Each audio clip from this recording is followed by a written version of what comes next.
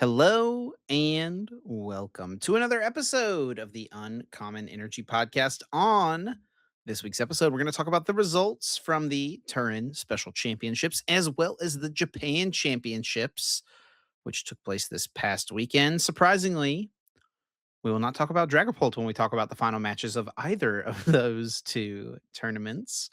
We do have some brand new cards to take a look at that were revealed at the Japan Championships this past weekend. We will, of course, have Guess That Flavor Text, everyone's favorite segments of the podcast. And if you say it's not, we know you're just lying to yourself. And then we're going to wrap up this week's episode. And the bulk of this week's episode will likely be our NAIC tier list, where we talk about each of the decks. We place them in a tier list. We predict what the meta share will be for each of these archetypes. And there is a lot for us to break down this week for sure. And then we will, of course, have our weekly bonus episode exclusive to YouTube channel members and Spotify subscribers. My name is Chip Ritchie, joined here as always by my friend and co-host, Azul GG. What's good, Azul? How we doing? How has your last week been?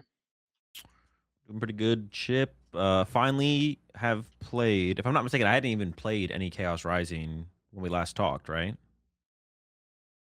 That is correct, because you had not been streaming, because you just come back from Melbourne, and then I you, of was course, sick. got an irrecoverable illness that took you weeks to get over. Yeah, I did finally get to playing some Chaos Rising, and yeah, a lot of some of the new decks are pretty cool, so that's been fun. I mean, yeah, obviously Turin was in the Chaos Rising format, so we're gonna talk about that. But yeah, I've been streaming, playing the new set. Did watch party over the weekend. Basically, just watched the Japan Championships. A little bit too hard to do the 1-2.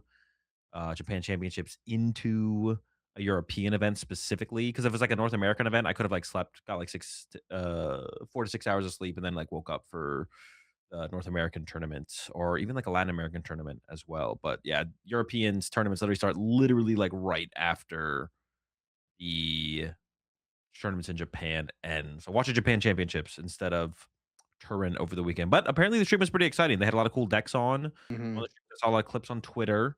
And then the results are also pretty interesting, but we'll talk more about that here in a second. So yeah, good week, doing a lot of streaming, getting back to uploading to YouTube. Same old stuff for me. Well, YouTube, how was your week?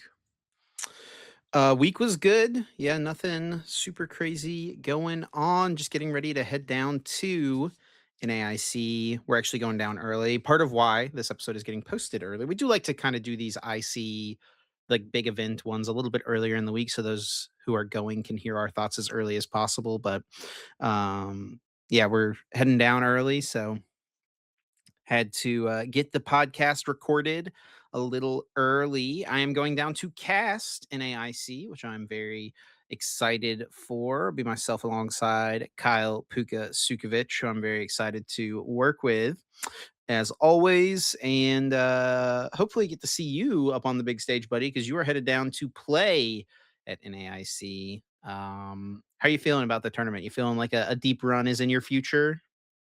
I mean, I think it's possible. I'm like pretty confident in quite a few of the decks right now. I just like haven't picked one obviously or anything like that. And I could always like default to Dragapult. The more I play and think about Dragapult, the more I see of it. It just feels like it's really hard to not play Hammerpult. Hmm. Like, I like the idea of Duskpult more, but I think you are just, like, solidly unfavored against the hammers. Like, the hammers are just Yeah. kinda tough to overcome, so, Just do kinda the Justin sucks. Newdorf build, why not both, Why right? not or the why not both build? I guess you could yeah, that would be maybe that's the I was gonna say happy medium, but it's not really happy, There's no that's happiness. the forced medium you have to The go 2 most for. unfair and unfun cards in the format, Dusknor and Crushing Hammer, is not a Yeah, happy medium. no. That Also, like, I really like the one at least a 1/1 to Dunsparce in the deck as well if you're not doing Dusknoir, because like because you're not speeding up the game, so having that extra draw power throughout the game, I feel like is really like being able to do something with your Poffins and your Pokepads and all that stuff. They're just dead cards so often. So yeah. be able to turn them into something is kind of cool. But yeah, I mean, yeah, I mean, I wouldn't hate playing Dragapult, but I don't know, I like Beedrill. I really liked Slow King, but like a little bit less now. There's a big spotlight on Slow King. Although I don't know how many Shamans are actually going to roll up. So I still like Slow King for sure. So yeah, a lot to think about. Definitely a lot to consider. Still plenty of time to do it. Are you gonna stream more before you head out? Like, Yeah. to try to get are you gonna do the thing you did, like, with Maridon where you, like, try to finalize your deck, or are you just kinda gonna Well, try a bunch of other things before you head down? I'm gonna do a pretty long stream tomorrow and like work on a bunch of lists for a bunch of decks. And then, I mean, if I find something, I'm like, okay, I want to play this, but I'm not like committed to that at Mhm. all. That's for sure. Yeah, I'm not committed. Just depends if it happens or not. If I come across that where it's like, yep, I'm just kind of locked in on this, just gonna play this no matter what, then I'll do that. But if that doesn't come up, then I'll just, it'll be up in the air to decide on Thursday before the tournament. But I'm not like I don't have that much pressure on myself to like do well at this tournament or anything else. I guess like I mean that's how I feel for every tournament. Like I don't feel any different about this tournament than any other tournament I've ever been to. It's always just been like show up, play a deck that I think is cool or good, and then play the tournament. So yeah, nothing different.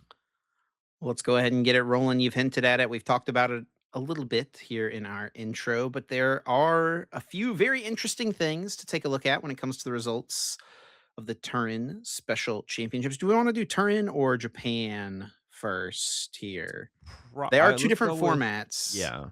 I'd say we should start with Japan and then go into Turin slash the tier list. Kind of like keep it all more concise so we can there's not like a breakup in the information feed of like a single format. So we can start with Japan, which is being played in the pitch black format, which will be the world championships format. For anyone who is unaware, Yeah. we get kind of a taste about what's to come. Yeah, we don't have the full details on Limitless just yet, but we've got them over here on Pokeka Book, which is like one of the Japanese information hubs when it comes to Pokemon TCG, gym battles, and city leagues, and all that stuff. All that information is generally pulled from here. And the tournament itself. Did you stay up and watch the finals, Azul? Yep. Watch the finals all the way through. So you saw it Um, all play out here, where we saw an Ogre Pond toolbox yep. deck up against Ghost Veil. This is the deck you were most excited about, and it Yep. had a pretty good showing. There's another one up here in the top 16, top eight. Yeah, top eight. So pretty solid turnout for a brand new archetype. I guess before we look at the list super in depth, you got any kind of like overall thoughts on the metagame, like what you saw throughout the weekend on the broadcast? A lot of Dragapult and I mean, we did see quite a few cool decks pop up on the stream. We saw some Mega Extra Drill. We saw some there's a Mega Greninja build with Dragonite, which I actually think is like in theory like the missing piece for Mega Greninja. It's Like because so the much to constant set up, yeah, right? the constant mobility is really, really nice, and being, like, kind of unbiased mobility, unlike Surfing Beach, where it's, like, only water Pokemon. So, like, the idea is cool, theoretically, it's cool. Is it actually good? It's a lot going on, maybe not, probably not, who knows? But, the idea it was also a trolley build, and I think trolley decks, in general, as long as Badoo and Dragapult maintain their popularity, trolley decks or decks that really wanna go second are very questionable just based on how popular Dragapult is, but I will say the Delmise deck looked really good against Dragapult, and we never even got to see like really explosive starts. We saw the second place players play twice on stream or three times on stream total, once in day one, once in day two, once in the finals.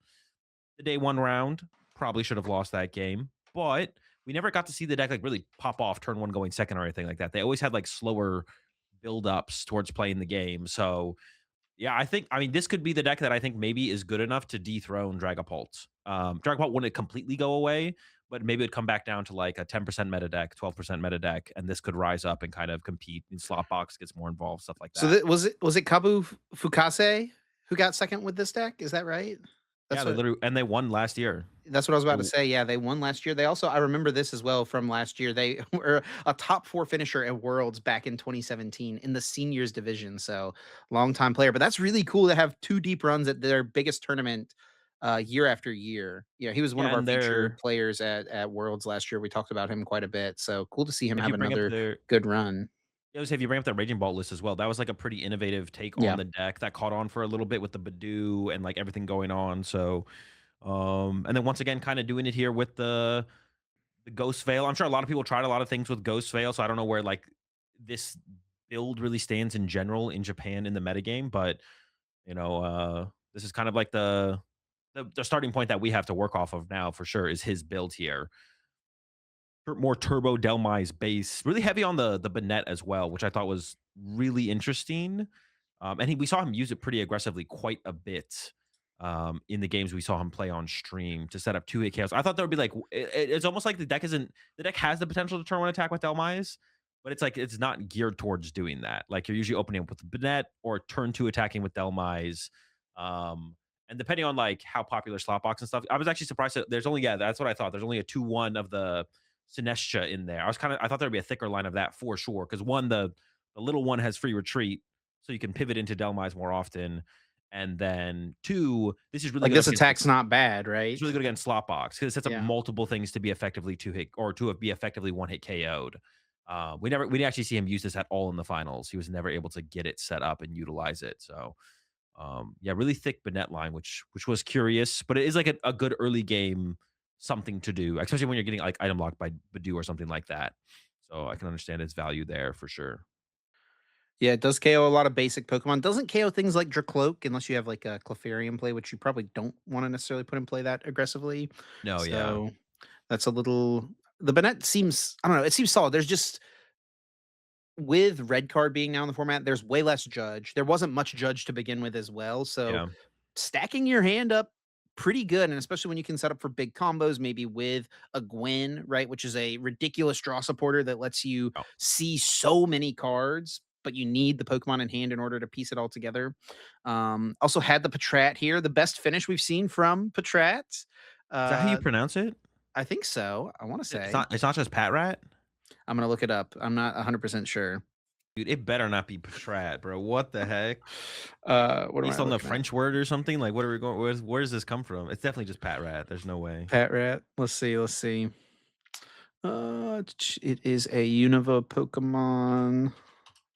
That's cooked. It's Pat Rat. Okay, thank goodness, My bro. bad, bro. Chip overcooking over here. Pat Uh, Rat. um, So yeah, but this is a card. yeah, A lot of people talked about it. Obviously, when it got revealed, we haven't seen very much from it, and it makes sense in this deck, right? Because this deck could very easily get picked apart by a couple Monkey Dories. Especially if you ever have to hit yeah, into a Dragon Ball where you're not one hit KOing it. So it makes a lot of sense, I think, in this archetype. Yeah. yeah. Building up damage in play to get like getting like phantom specifically when they have the risky ruins to build up damage, so they can go like phantom dive, and KO 3 Delmise and 2 attacks or something like that. Yeah. Protecting yourself from that. We never saw it actually come up against any of the Pult players. I think we only saw him play against Poltnor though, so I don't even think they had risky ruins to generate their own damage. So he was always playing for those one hits. And it is with the Didon as well, having some kind of draw engine. We saw that be like super like he was living off the Didon Sparses big time in a lot of the games we saw him play. So it definitely is like essential to have something like that in the deck. And obviously you play a lot of Pokemon Search to get it going, things like that. But was ultimately defeated by Slotbox. Thankfully, not Dragapult. Dragapult did win the other two divisions, juniors and seniors, because they showed the finals of those matches as well throughout the stream. And it was so sad because like game one, Dragapult lost both games, both game ones, and then made the comeback in game two and three. It was just it's tragic overall. But thankfully, in the Masters, there was no Dragapult at all to be seen. The slot box and the Delmise deck. And this is like this is the build of slot box that I like the most, having played so little with slot box. Well, the Petron's interesting, but like Yeah. the bug catching set ends plan always looks the cleanest and like it's actually going to function the most to me when I look at slot box lists. Yeah, I've been seeing this Pecharunt pop up a decent bit. Not like a lot, I would say, but like I've played a few games on PTCG Live where I've run into this card, right? And Yeah, I've seen a couple of people posting lists that have the Pecharunt in it.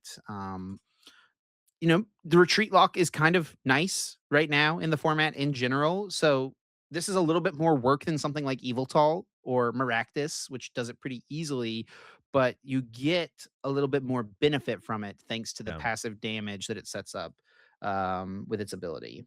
I think the biggest thing for this is you can retreat lock KO a Monkey Dory even if they heal 30 if they only have the one Monkey Dory in play because you'll do what effective 140, right? So so you You hit it item for lock it. weakness. Yeah, you hit for weakness. The 10 damage from the weakness Yeah. makes a difference. So I think it's the biggest. You can basically get like a free turn, right? You just get a free prize card, a free turn. It's a good early game attacker as a one prizer. We saw the winner play against a Zoroark deck in day 2 of Swiss, where they like took an early Zorua KO, and it's like, well, now there's one prize trade on the active, and that's really bad for Zoroark's prize trade into a deck like this. So and also I did see it's Kabu, right? The second place, the Yeah, runner up. Kabu tweeted out that the deck that the winner was playing is a deck that he played at Champions League Aichi, like a one card difference or a two card difference. So it seems like maybe his finals opponent who beat him in the finals was inspired by his Aichi build because he had the Chiyu, he had the double Petra run, and everything in his list. But I actually, yeah, I really like this list. The Petra runs are really, really cool. The Chiyu is like your stadium bump to clear off your bench as well as an attacker. Um, that's not I don't this know. GU.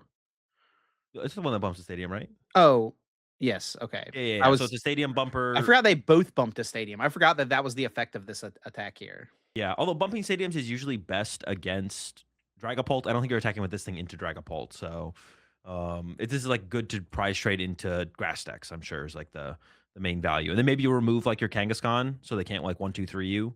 I have a Um, hard time seeing this being stronger than Moltres, to be honest, though. I have to imagine it's for like if you go up against the Hydrapple deck and you go Kale their Teomask, bump your Kangaskhan off the bench so they can't 1, 2, 3. That has to be like the Okay. thought process, for sure. Something like that.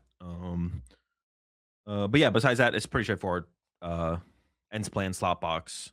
I guess only one ends plan, but no Crispins obviously or anything like that. Yeah, we've Um, seen this deck pop up before, but this is by far the strongest finish we've seen from yeah, this. And it's a little different from like the I mean, it's different from like a Raging Bolt slot box, right? But, like there's no Crispin and stuff like that in here for there's the other slot box variants. So we've seen that yeah. kind of It's like very, keeping it. very going off the energy switches for Energy Excel. Yeah, just trying to keep it simple. And that's like I said, like whenever I look at slot box builds, this always looks the cleanest to me. I've invested very little time into slot box, but I'm like, that's like the build that I would gravitate towards most if I ever really invested a ton of time into slot. Like if I played slot box at NAIC, I would definitely like copy this 60 probably right here and just run it if I was inspired And enough. we did see a top four finish from Dragapult, so it was still represented here. And this is like all the techs Dragapult, right? There's Moltres, there's Eviltal, there's Shaman in this list as well. Here to the Slow King. There's no special red card. That's the big standout to me here.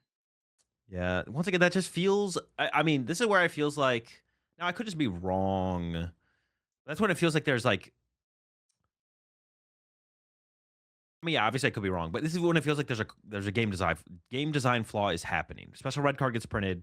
Everyone's just like, "Ah, that's cool. I'm still gonna play unfair stamp." And actually, I'm just not even gonna play the card. I'm gonna play judge instead. Now, the judge in Dragapult is really important as like a mirror tiebreaker.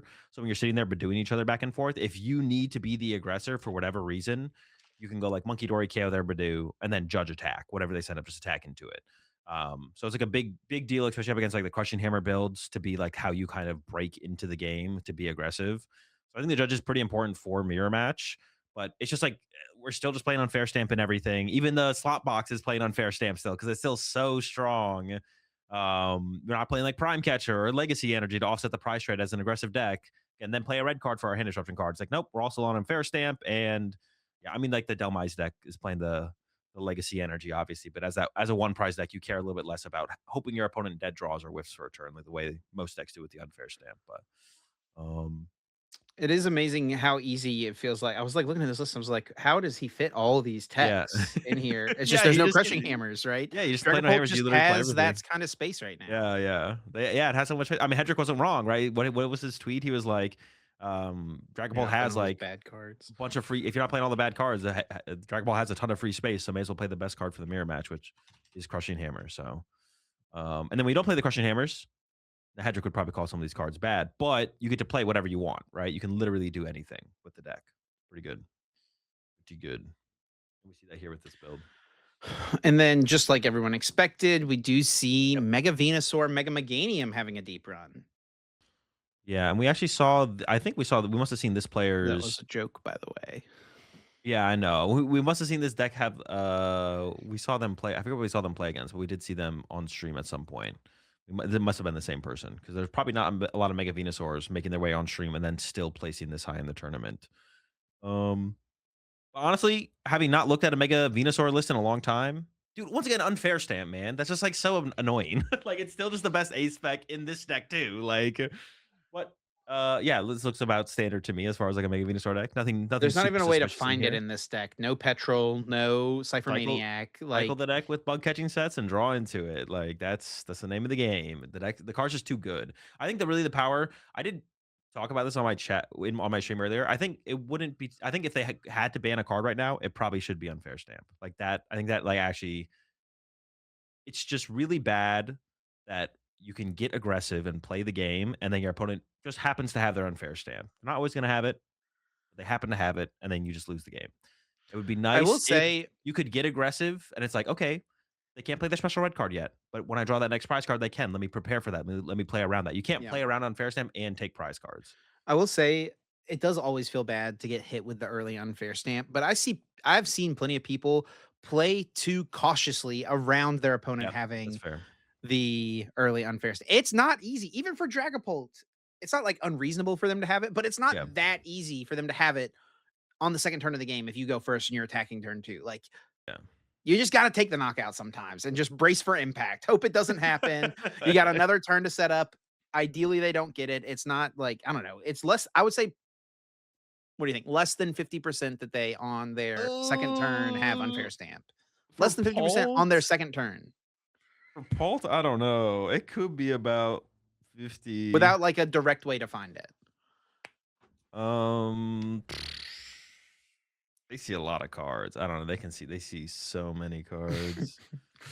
The problem is that they're just gonna Badoo if they whiff, they're just gonna Badoo you again, or if they can't get to, like, a Dragapult attack yet, they probably won't use it anyways. They're just gonna Badoo you again, you still aren't very set up, and then they Unfair Stamp you on the next turn after you KO'd 2 Badoos in a row, so, yeah.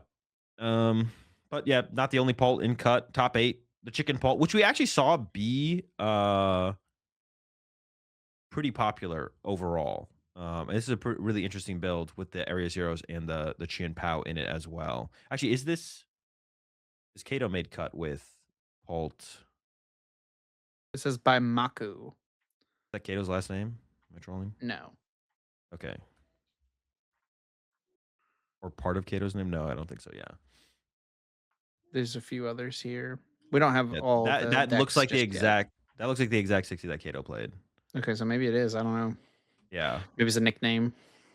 Well, it I might am be the using translation, Google. right? This is Google Yeah, yeah. Translate here on the page, so who knows? So this is like literally the exact 60 that Kato was playing. So we saw quite a bit of Pult Chicken. I don't know if that's in response to Crushing Hammers because I still don't think it makes that big of a difference in the matchup to have the Blaziken. But watching Kato pilot this build with in the mirror match with the Area Zeros, you have a lot of control over like liabilities and like getting the perfect board for the mirror match. I So it's will very very say it cool to is watch pretty it. strong against some of the aggressive decks that Dragapult could struggle with, namely Hydrapple and Yeah, yeah, yeah. Beedrill. Both of those decks, Blaziken can be pretty nice to just have the response to that you don't have otherwise, right? And not being able to 1 KO Beedrill is pretty tough. But I don't know if Beedrill's the deck that anyone's looking out for. Yeah, yeah, So fair. um not sure about that. But yeah, this was I'm still not a big fan of the Blaziken Dragon Ball, but I really like this build and watching Kato pilot it was really cool to see.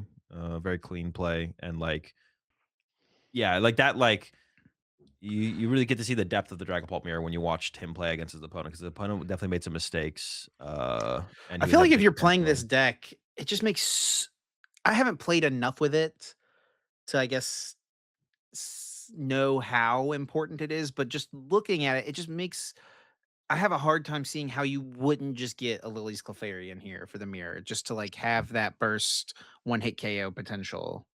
I feel like maybe that would only matter in specifically the Blaziken matchup because otherwise they just respond KO and they have no energy in play. Like they remove your energy faster.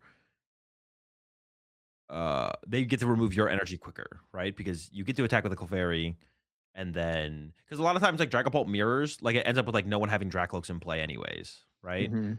Unfair stamp, red cards get involved, judges get involved, and you end up with like no because so like early game they get to remove your energy at a quicker pace, or I guess you guys get to kind of match pace, But right? Because if you have Clefairy and you have Blaziken as attacker, you get to keep Dracloaks in play longer in theory, right? The Blaziken doesn't generate that much energy in play. It depends how fast the game is, right? Because like there's like people you play less Crispins, people are bossing up your Blaziken, so you're having to harder treat it. Like I don't know. I think it's a little bit more awkward than that. We did see Kato play a mirror match, and his opponent did play the Clefairy, and the Clefairy never came up. Because it felt like also you have to be in a situation where you're like KOing a clean Dragapult with the Clefairy. Because like if you're punching into the Dragapult already, the Clefairy's you'd rather attack with the Dragapult as a follow up, right? So Mhm. it feels like it's more awkward than it looks like, and it doesn't actually come up that much. But Yeah. specifically with the Area Zero build, I think there would even be more merit to it because I think that's one of the problems is like keeping the bench space open for it, and then finding it and getting into the active and actually being able to utilize it. Because that's like another thing as well. You need an energy to pivot off of as well, which Yeah, theoretically maybe Blaziken does that, but it's a lot. maybe you need an air balloon in this list. That might be like a little pivot option so that you can generate that extra energy. A deck that we're going to talk about plenty more this episode is the Slow King, and it had a top 8 finish here in Japan as well. And I don't think there's anything new in here that we don't have access to currently with Chaos Rising. I actually really like it's actually really interesting, I like this list. A lot of the what's in this list is pretty similar. It's just so narrowed down, like, when we're gonna look at Cameraman's list later, but this is there's a Brave Bangle and an E-Switch difference. Did play the Annihilate over the second Metagross, but these are, like, pretty close. Both were on, like, the Surfers and the Secret Box and stuff like that, so seems like it's getting narrowed down as to, like, w an agreement amongst the community of the best way to play Slowking. And then another Ghost Veil deck here. Again, with the thin Sinestro Yeah. line, a 4-3 or 3-4 line of the Banette. I guess increasing your chances to start Delmise, which is, I suppose, what you want to do, right? Yeah, and then you have, like, the Poffin, so you have more outs of the Shuppets, so you just wanna increase the odds of the Banette. You just wanna play, like, a certain number of Ghost Veil Pokemon to be able to discard enough to actually Mhm. attack with Dhelmise aggressively, obviously. So that's where, like, the main include but it's weird to not play, like, at least a 2/2 green thing instead of the 4th Banette, but I guess it's just, like, to increase the odds of drawing the Banette under item lock probably. Like, while you're getting Badooed, you just wanna make sure you have the Banette. Pretty interesting here in this build to see the Moltres as an inclusion, Yeah. which I guess makes sense. In certain matchups, it's kind of just like a fifth Delmise, right? Against anything with Teal'c Ogerpon, it can basically be a fifth Delmise.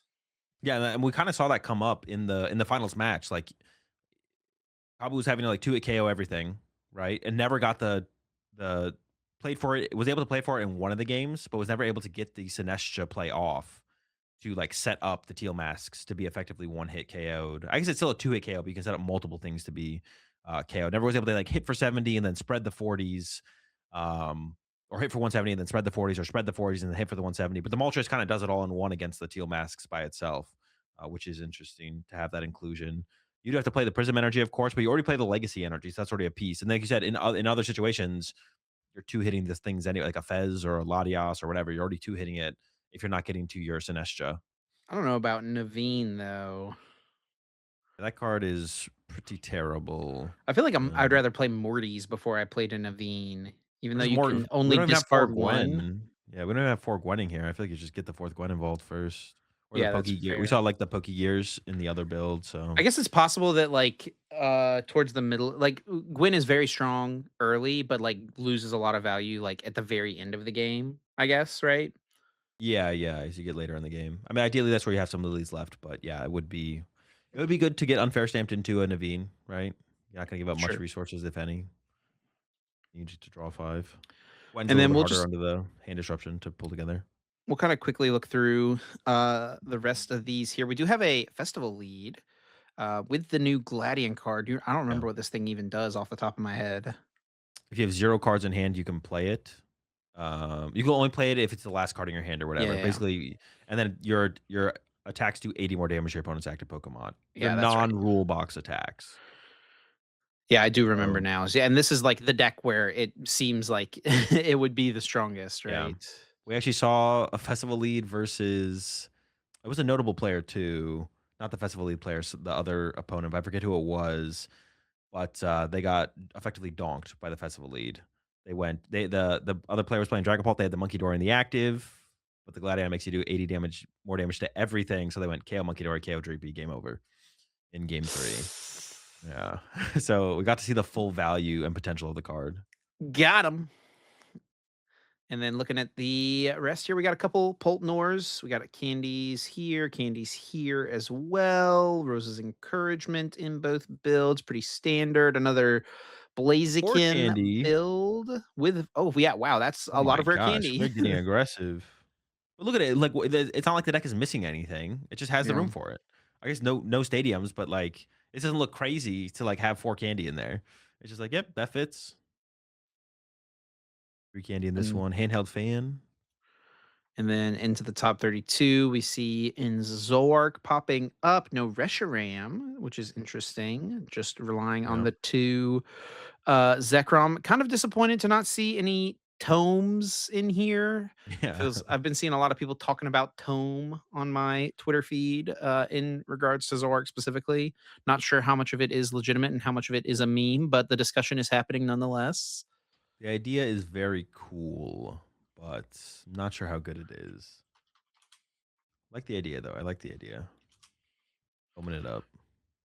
And then Mega Greninja, once again, floating around. And then we've got a Dark Box Mega Absol Toxtricity box deck. It's a pretty cool one here. Lumio City, your favorite stadium. I think Honestly, I like no, it's Hassel so terrible. much as a card, honestly. It's I think Hustle's good. it's just such a strong card, but it's like I want to say I wish like it feels like it should be seeing more play, but I think it makes sense that it's not seeing more play. I don't know. It's really good in one prize decks, but a lot of our one prize decks right now are like Alakazam, which sees so many cards. You just want to play more consistency supporters, so just so your early mid game is like kind of fleshed out. And then like Festival Elite has quick search, so like we're not going to play Hassle when we have quick search. Or you can't really play because you need Kieran and Black Belt anyway. So, but we're going to talk about the Hop Revenant deck here in a little bit. And that had some hassles. No Fez in that list True. as well. That which is but like in Toxbox, which plays as a one prize deck in a lot of matchups, like Hassle does make like a lot of sense in there.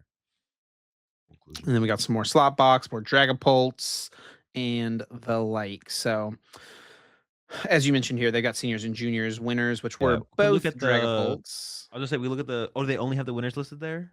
Yeah. No, for the seniors division, it's actually it was Grimmsnarl was the runner up, but the build was like a Gwen build because you can use Spikemuth to generate Pokemon. So it was like a really thick line of Grimmsnarl it looked like, and then had Gwen in there as a draw supporter, and it looked way better than Grimmsnarl has been looking for a while. So there might be That's some hope pretty for cool. Grim with the Gwen build, because that's what it felt like Grim was missing was like I mean, Petrol is a card, but it felt like you were missing something to go alongside Lily that actually felt powerful, and Gwen might be the missing piece. Dude, that honestly makes so much sense. And I love stuff like that in Pokemon where you can find ways to like Get more I mean, it's just value. it's combo sequences, right? Of like Yeah, this card gets me this card, which draws me this and stuff like that. yeah, Because obviously you need Spikemuth in a Grimmsnarl deck. Very important, very strong. Loses so much value once a Grimmsnarl's in play. yeah, Like you get to your next one, but like you're not really making more than two Grimmsnarls a lot of the time. It's loses so much value in the mid to late game. So letting it generate more cards for you is really cool. And also just adding more Pokemon for your like main attacking line yep. is going to naturally make your deck more consistent anyway, right? Yeah, it was really sad to see that the ace spec they were playing was still unfair stamp.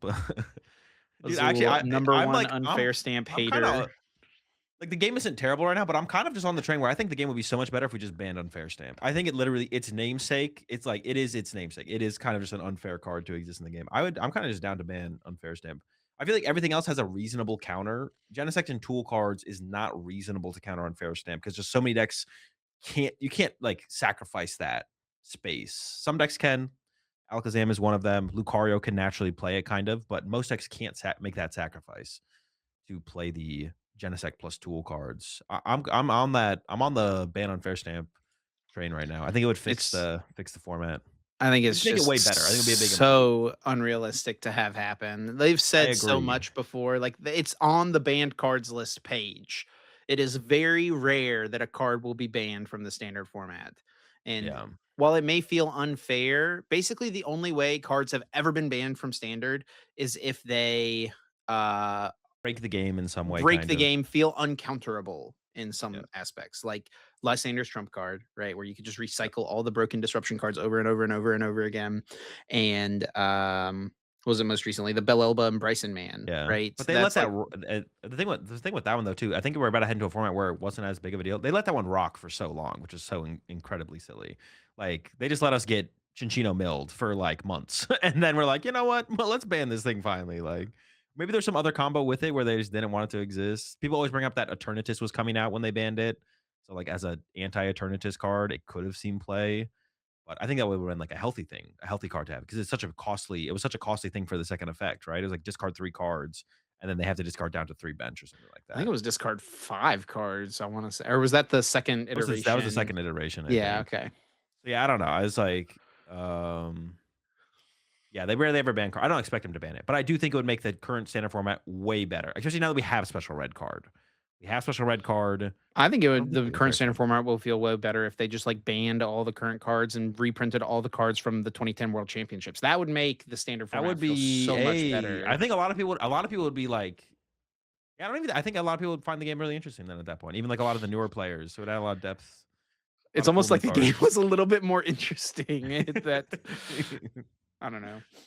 We say that though, but if we went back and played some of those formats that we think are really good in the current information age, I think stuff would be. It's definitely let's leave it as is. Let's remember it as it being really good. If we actually bring it back, who knows what things would actually look like? Maybe it turns out Guardy Gallade it was actually just insanely broken, and we all should just be running that, and then it's just GG all over again, and it's like 40% Guardy Gallade, just copying Pram's list from Worlds. Nah, bro, Gengar So, Farms, BDIF.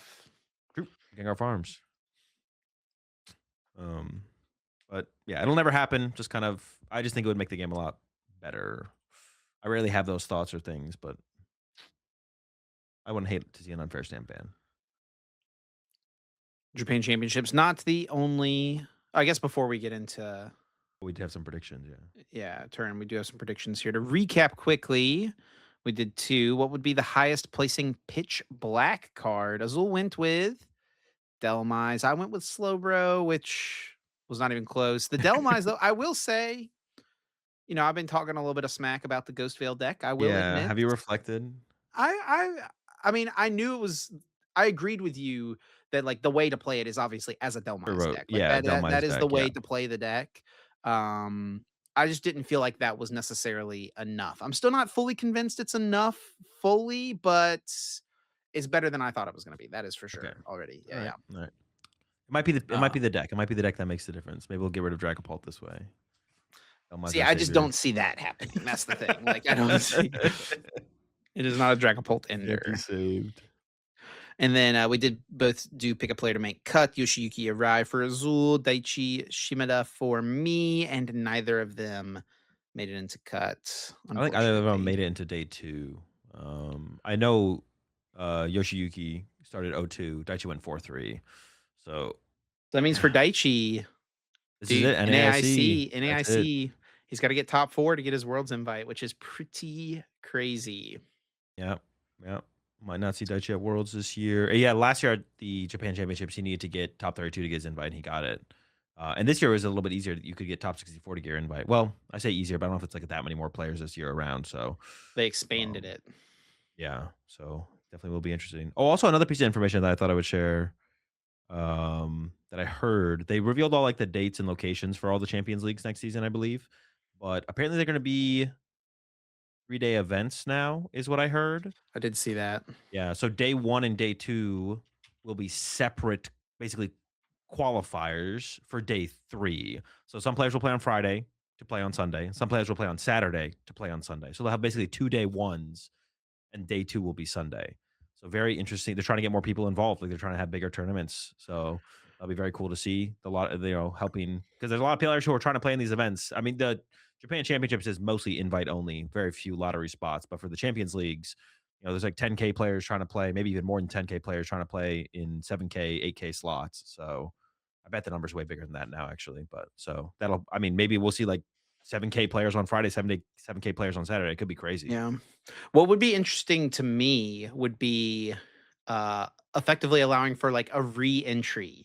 You give it a shot on Friday, you don't make it in, so you play again on Saturday to try to make it in. Then win it that would be so big. So there's not that many players make it through from phase 1 to phase 2. Yeah, It'd I be guess ma the it would day be 2 like would still be huge. yeah, yeah, yeah. It definitely needs to be like just like 2 split up qualifiers. I assume like the players will get like that information in advance, like of what pool they're in. Well, I everything wonder like if you that. have to. I mean, because like people work and have jobs and stuff. Not everyone can play on Friday, Yeah, right? yeah. I So wonder if you can set a priority, yeah. Like, if you can be like, "Yeah, I could do Friday if I make it in." Yeah, probably less people would wanna play on Friday than Saturday, would be my assumption. yeah, Um, that's cool. It's cool to see them, like, coming up with solutions to the problems over there pretty aggressively, it feels like. I wonder if I don't think we're not at that point yet, I don't think. We're not even close to that point. The convention centers over here can hold quite a few more yeah. people still. We got plenty of time to go before we have to worry about We got 2 to day work on the ones. staffing infrastructure a little bit before we worry about that type of Yeah. thing. Just having enough staff to handle more player and event hall space for sure. Making sure enough space is booked as well. Yeah, booking enough space, going to the right convention centers that can hold enough people. Yeah. So, Well, yes, there was another tournament this weekend. We've talked about it quite a bit already, hinting at the result here from the special event in Turin, which of course is in Italy. Azul and I both obviously knew that. And the winner was Jose Lopez, the big story, the big surprise with his Hops Trevenant deck. Now, I'm going to fully defer to you on this one. I have never played with this card at all. I know you've played with it at least a little bit. Um, what's the deal here? Why is this a viable archetype and what led to its win here this weekend, do you think? well, I actually think maybe the biggest thing is that it's, really good against most of the non-Dragapult decks. Like, you're really good against everything that's not Dragapult for the most part, because Hops Revenant is just a one prize Pokemon that hits pretty hard. Like, you're good against, like, the slot boxes.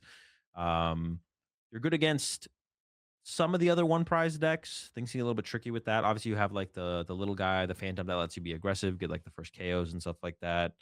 You have 4 Mist Energy, so that's how you're kinda competing against, Alakazam. So I think its biggest strength is how good it is against everything that's not Dragapult. And then solving the Dragapult matchup is a little bit tricky. Obviously, you have Clefairy, but the biggest thing for the Trevenant is that its first attack says it can only do the extra damage if one of your Hops Pokemon was knocked up by damage specifically during the last turn. So up against like Pult Dusknoir and even Pult Crushing Hammer slowing you down from getting to your corner attack. Like the matchup, I think the matchups against Dragapult are still pretty close, but Pult Lore might be like unfavored, but the other Pult builds are probably like slightly favored to 50-50.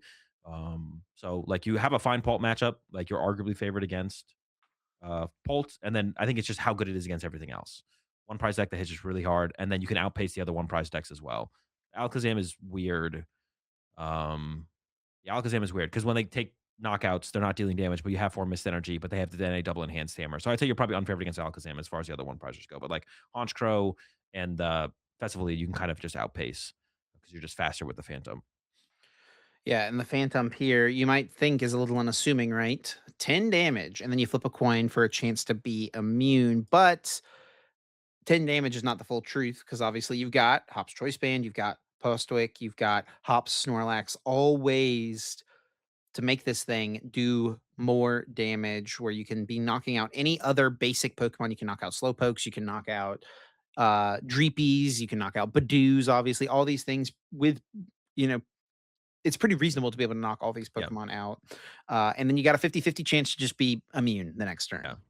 And that's like the strength specifically up against like all the other one. Like if you go up against a Haunch Crow, turn one KO Murkrow or Porygon, hit heads, they don't even get to attack next turn. Then you evolve, use corner, knock out again, or Festival Lead, right? Get heads. You could even KO their Diplins Yeah. and get heads, which puts them in Yeah. trouble. So, um, And of yeah, I course, you mean, do only need 2 energy with the corner, yeah, potentially, if you've got the Hop's Choice Band attached to it, because yeah, I forget about how strong some of these cards are, right?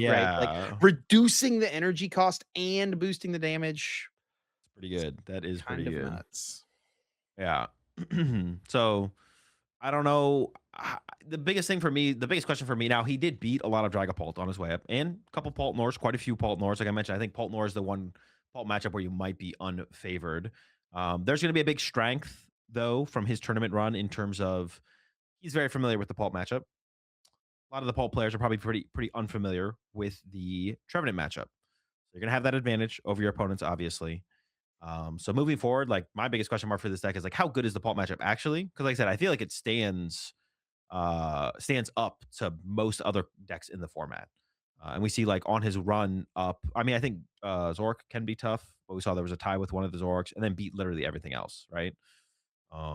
Besides losing to a Dragapult, and then had the Shaman to play against Brennan Slowking in the finals there. So there's I think there's more to like work out with this deck. It's really hard for me to like. I definitely wouldn't be like, well, it won the tournament, so it's definitely good, right? Like it's not. Yeah, I wouldn't go that far yet. I think there's it's worth looking at. It's worth taking another second to dive into if you're interested in the deck. Congratulations to Jose on his win. Seeing his posts on Twitter, it's like very obvious how Yeah. much this meant to him. It was a very cool story to see for sure. He was like he needed like top 8 to get his Worlds invite, but then on his invite on his interview on his winning in, like he said like he had a dream that he was gonna win the tournament and like take the whole thing down and then takes it all down in the end, which is like crazy. And doing it with the Hofstreven is obviously pretty sick for sure. It's a really cool story, really cool Yeah. dub. Gets his Worlds invite now, and did defeat Brennan, who was looking like he was about to take the whole thing down. Undefeated Yeah. in day one. I think Yep. he went undefeated into double ID, Yep. um, and was only stopped by the one Shaman, probably in Top Cut. Jose met him in the finals playing the Slow King, which was a pretty hyped up deck, I feel like, going into this weekend. Yep. And And now pretty the clean hype. here with the list, like you Yeah. mentioned. Two Kyurem, two Metagross, not dealing with any other cute things, no Spectria, no Palmoth or anything like that. Just relying on these two things to get there. Yeah, no Zera Aura, nothing cheesy. Like I said, it's pretty similar to the list we saw over. There's a couple Yep. card difference. They're both on the Surfer. There's a switch here. The energy switch was interesting. I'd never seen an energy switch in the build before. But yeah, the Kangaskhan draw engine build, which seems to be the best way to play the deck. Cypher's Lilies, keeping it straightforward with all of that. Has a lucky helmet as well. So, I mean, this is going to be the template moving forward for Slow King, I think, for sure. And I don't think there's very much Shaman at this tournament. A question we're going to have for Indianapolis, of course, and once we get into our tier list, we'll talk about Slow King a little bit more. But Indianapolis. I mean, NAIC is usually in Indianapolis or has been a lot. NAIC, New Orleans. That'll be a question, of course, moving forward. But yeah, I don't think that he was too scared of running to Shaman at all in this tournament run. So it seemed like Slow King was a pretty powerful choice, and he You were a hater dominated of the tournament. when we talked about this deck a couple weeks ago, you were a big time hater of the Smoochum, but everyone's still got the Smoochum in No, I've here. come around. Like I played more with the deck recently. You have to play Badoo or Smoochum because of Crushing Hammer Pole. Like you just need a way to get extra energy in play to answer that. I would probably play neither if Crushing Hammer Pole didn't exist, but it does. So you have to pick one, and I think the Smoochum is a little bit more powerful overall right now than the Badoo. Although in the past I've liked the Badoo more. One reason to go with the Badoo is if Dragapult start playing a lot of our candy again, then you might want to get the Badoo back involved as your early game attacker. But I've come around the Smoochum. I do have the Smoochum in my build, as well prior to this weekend. So I think the big question is with this result, NAIC's this weekend.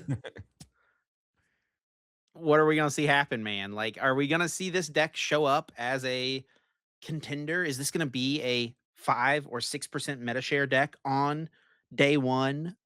Be a deck that is on the day one graphic? Is this gonna be a deck that forces people to tech for it? Are we gonna see Dragapults playing Shaman this weekend? Many questions, all because of this deck. Also, are people uh gonna be able to afford Slowpokes? Apparently, also a question. are they really that expensive right now? I think I saw that the reverse hollow slowpoke. I don't know if the basic one is expensive or not, because my computer is having a hard time loading here. But the reverse hollow ones were like $10 or something like that. Yeah. Let's see. Let's see. Let's Some see. people will play Shamans. I don't think Shaman is the way to go. I literally put Shaman in my Paul list as well, but like rare candies, playing around the matchup properly is always going to be something to do. Don't bench the third Dreepy, maybe stuff like that. Look at this graph. It's Yeah. $2, $3 for the slowpoke. It always feels bad to pay more than 25 cents for a comment card. I feel like with the Yeah. amount of product that's open these days. In Pulse specifically, I don't think Shaman's the answer. I think there's a lot more things you can do. I think Rare Candy is like the go-to, like the Yeah. better go-to card. And then with that said, though, is Smoochum for Badoo the adjustment we see Slow King players make? Do they pre-predict that? The Smoochum's really nice. Like the Smoochum is like more consistently a good thing to retreat into. But the reason that they're both kind of weak is because you often retreat into Kangaskhan turn one. Like when you do go second, you're often just like, okay, I need to draw cards and play the game. So Kangaskhan is your promotion a lot of the time. So yeah, we'll see an increase in Shaman play for sure. I mean, like that's no doubt, right? See increase in Shaman, increase in rare candies and pulse. Possibly people are going to consider it. But I think the deck's a real threat, and I don't think enough people are going to add Shaman. Like I think Shaman makes more sense in stuff like Alakazam. Like that's a question the Alakazam players should be asking, not really the Pult players. Although I think more Pults will play Shaman just because of the result here. Honestly, dude, maybe it's Blaziken Bolt because that's another build that I know you've not been a big fan of this deck, but like it already naturally plays rare candies, right? So it'll naturally Sure. be boosted here a little bit in this matchup. Yeah. Also, the Metagross does not KO Blaziken, which there's the Brave Bangle here in this build, but the Brave Bangle is like an iffy card to include in the deck in general. Like you KO some stuff, right? You can KO with a Metagross without Clefairy in play on a Dragapult. You can KO the Blaziken, you can KO a Beedrill EX, stuff like that. But it's definitely like one of the more cuttable cards from the deck, I think, for sure. Yeah, we could see Blaziken become more popular because of the Slowking matchup, I guess. But Though Brennan did beat 2 of them. yeah, I mean, it does still come. A lot of it comes down to like, do they get the? I mean, there's like people are pretty unfamiliar with the matchup. There's a lot of things you can do on the Pulse side, like don't overbench your GP sometimes. Um, Fez is a really good attacker in the matchup, things like that. Like you just don't want to. You just want to play it slower. Just play the game a little bit slower on the Pulse side sometimes. Like when it feels like they're gonna have it, you don't have to like put everything in play just to lose it all. You can hold an energy attachment, things like that. And one other thing with this tournament as well, I mean, I saw some people making jokes about like the free EU allegations, right? You know, looking at the results of this tournament. Obviously, there's still a ton of great players, and I'm not taking anything away from Jose's win or any of these players' top cut runs. And there's tons of super well known and strong players here in this top cut and in day two. But I mean, it is worth noting it is a special championships compared to a Yep. regionals, right? Less top players traveled to this compared to other events. People are also way more willing to play something like the Slow King in Brennan's shoes as a top player, right? Though I don't Or know if Jose, Brennan's mind would have been. Jose, Yeah, Jose yeah, literally said he wanted to play a fun deck for this tournament. He yeah, was not yeah. trying to. He was not going to this tournament being like, "I'm playing this deck. I think it's broken. I'm here to show up and win with Hops Trevin." And he literally said in his interview, like, "I wanted to play a fun deck for this tournament," and then he won the whole thing. So, um, yeah, it definitely is, and I think it's fine to say it. Like, we're not taking away anything. I talked about this on my stream, something similar, where it's like sometimes you see a deck make top cut, and you're like, doesn't this have a terrible pulp matchup? And then you can go to labs, and you can click on their run, and you be like, they played against zero Dragapults. I think I'm right. I think this it's not to ever take away anything, but it gives context to what happened. So the field at these special championships are usually a little bit softer, right? Less good players are going to show up. There's players who are probably not trying to travel here and then travel to NAIC right after. That is always going to be true, but it doesn't take away from the wins or the placements of any of the players there. But you can add that into context for the results for sure. There were still some kind of normal decks up here. Of course, we do see a Blaziken Dragapult being the highest finishing Dragapult build. This one does have the Clefairy, which I like to see. It does have a special red card in here, which makes sense, of course. They've got the Chi-Yu in here as a stadium bumper. Yeah, one prize option, stadium bumper, probably really good against the. Imagine like the Hydro Apple matchup is like the main reason to have something like that. We saw the Moltres in like Kato's build, so it's a little bit different, a little bit faster, but the Chiyu can serve the same purpose of like saving your Blaziken for the Hydro Apple, using that to KO Teal masks. Toby Clark with a Raging Bolt list, looking pretty similar to the Ian Robb list. Does have an Iron Leaves in here. It's about the only difference I notice off the bat. Yeah, yeah. The standard's been set. It's like one or two cards different, I think, but I don't Yeah, know I what think the it's changes minus a are. grass plus the Iron Leaves. That's Yeah, that's it. the Ian Robb. And then another really unique deck here in Top Cut was Emma Hagen with her Clefairy, just yeah, a Clefairy Yeah, deck, you know. yeah. Fairy And this is box, similar no to Teal the deck mask. that All Out Blitzel used to get top 32, I think it was, right, at Indianapolis. Pretty similar with the Yeah, Dusk Balls. I think she literally tweeted that she was just gonna copy his 60. I mean, obviously there's a Prism Tower in here, which was not legal for when Blitzel played the deck in the tournament, but she was like, I'm copying his 60 running for the tournament. Did get top cut. And Yeah, the deck's interesting. I actually played with it a little bit today. It's very much um, an anti-Dragapult deck through the Clefairy, and then it's like, what else can we fit in here to beat things we think we need to beat? So there's like Wellsprings in there, which is a little bit more neutral, but then you have the Moltres for the grass deck, specifically like Hydrapple is like the big one right now, and then the Koraidon's kind of cool. It can KO Lopunny, and it can also KO opposing Kangaskhans. Mhm. So Hydrapple kind of is cool to line up into those. But there's like room to like play other stuff in here if you really want to tech for other things. It just kind of depends on how popular they're going to be and how much you want to beat Yeah. stuff. This deck just folds to Crustle. Like, Yeah, we're exactly.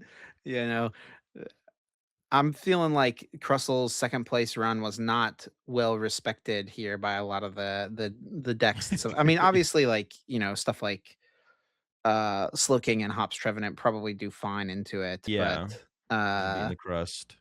the Pults and the, Raging Bolts and such were not as worried. I guess, Alakazam could beat it. Toby did have the Passimian here. But there was the Chi-Yu and the Dragapult, right? The Dragapult Blaziken, they had Oh, the good point, good Chi-Yu. point, They good were point. Yeah, prepped. yeah, yeah. Some people were prepped for the crust. That is a good Not point. everyone, of course. I did miss the, Chi-Yu for the Crustal line. We do have, Alakazam here, 4 Nighttime Mines, no Elgyem here, so not exactly Kyros's 60, but very similar, of course, here from Jonathan. 3 festival leads in the first 4 rounds. Just sent them packing with the double handheld fan. That's Tough. funny. Yeah, and a special red card to go with it. Yeah, interesting build. We actually saw Daichi. Daichi was actually playing Alakazam in at the Japan Championships. We saw him in a mirror match against his testing partner in like round 4, and they were playing double Eerie, no enhanced hammer to try and catch the red cards and the unfair stamps. Um, they still had the Genesect in there, but they weren't playing enhanced hammer, so they didn't have like they had no way to beat mist energies or anything like that. So it was an interesting meta call from them. Yeah, that But I seems did tough like the though, the double double Eerie.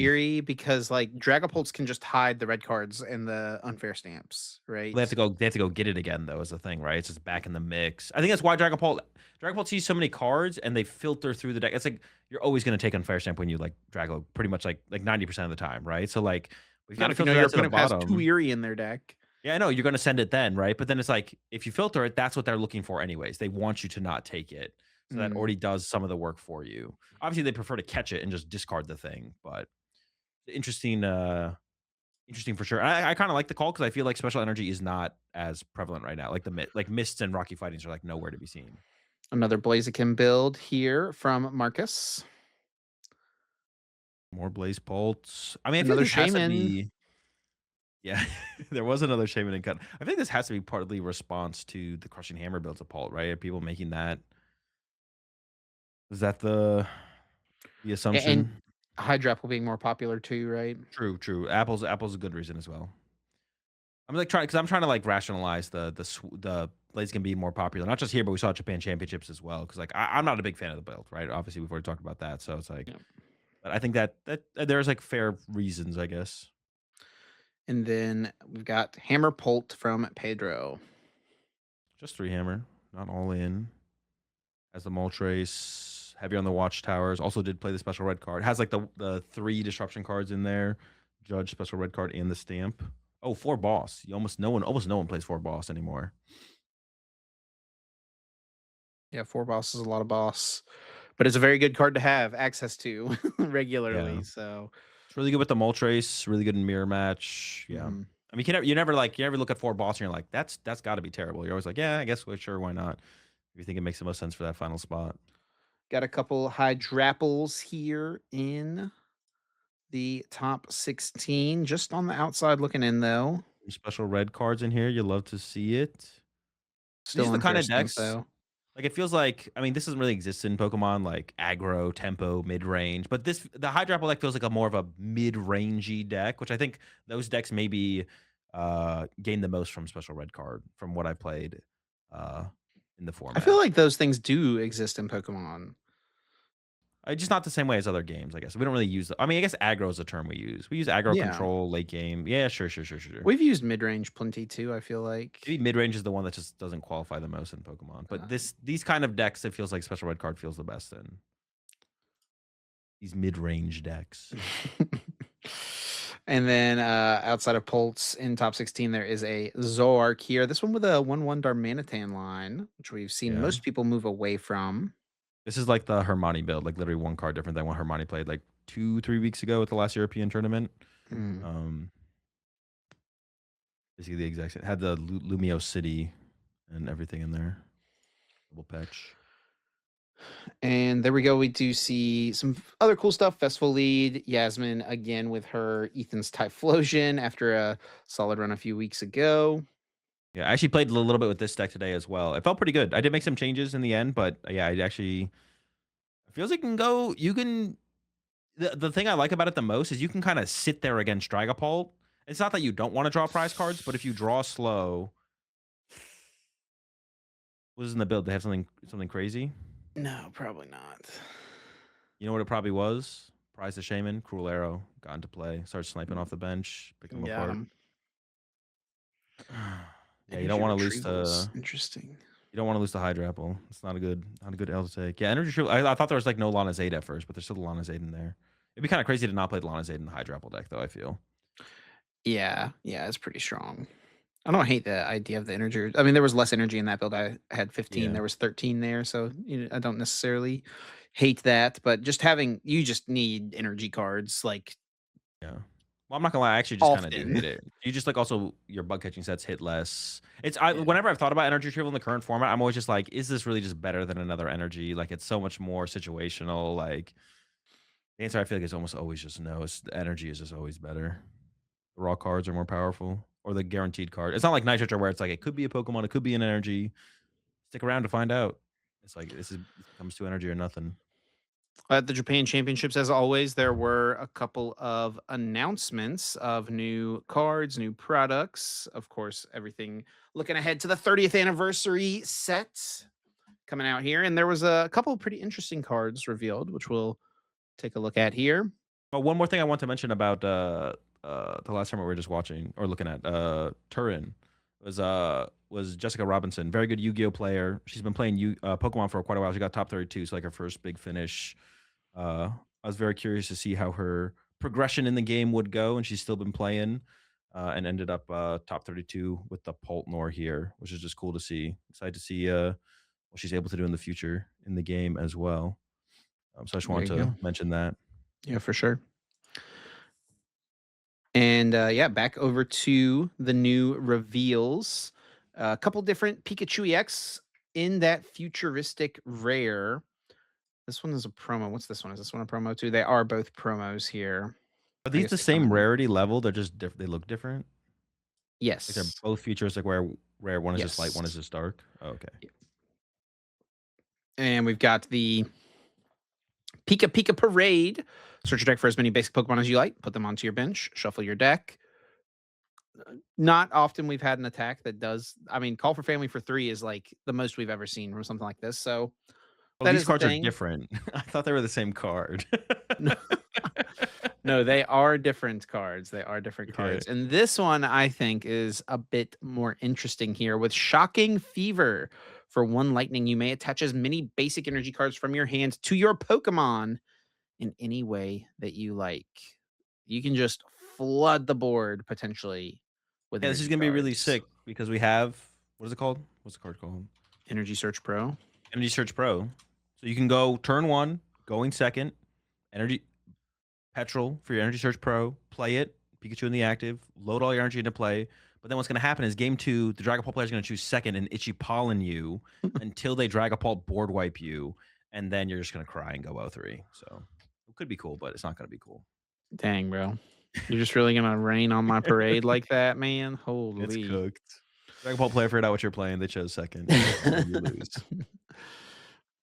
And then, oh wait, but they only got to do that game 2, and then game 3, you get to You bricked go. because your deck is worse. So you just Whoa, whoa, whoa. you just The dead drew. question, of course, also with something like this is like, what are you loading up? What are you juicing Yeah. into play? Like But the other potential of that Pikachu's. much energy is crazy.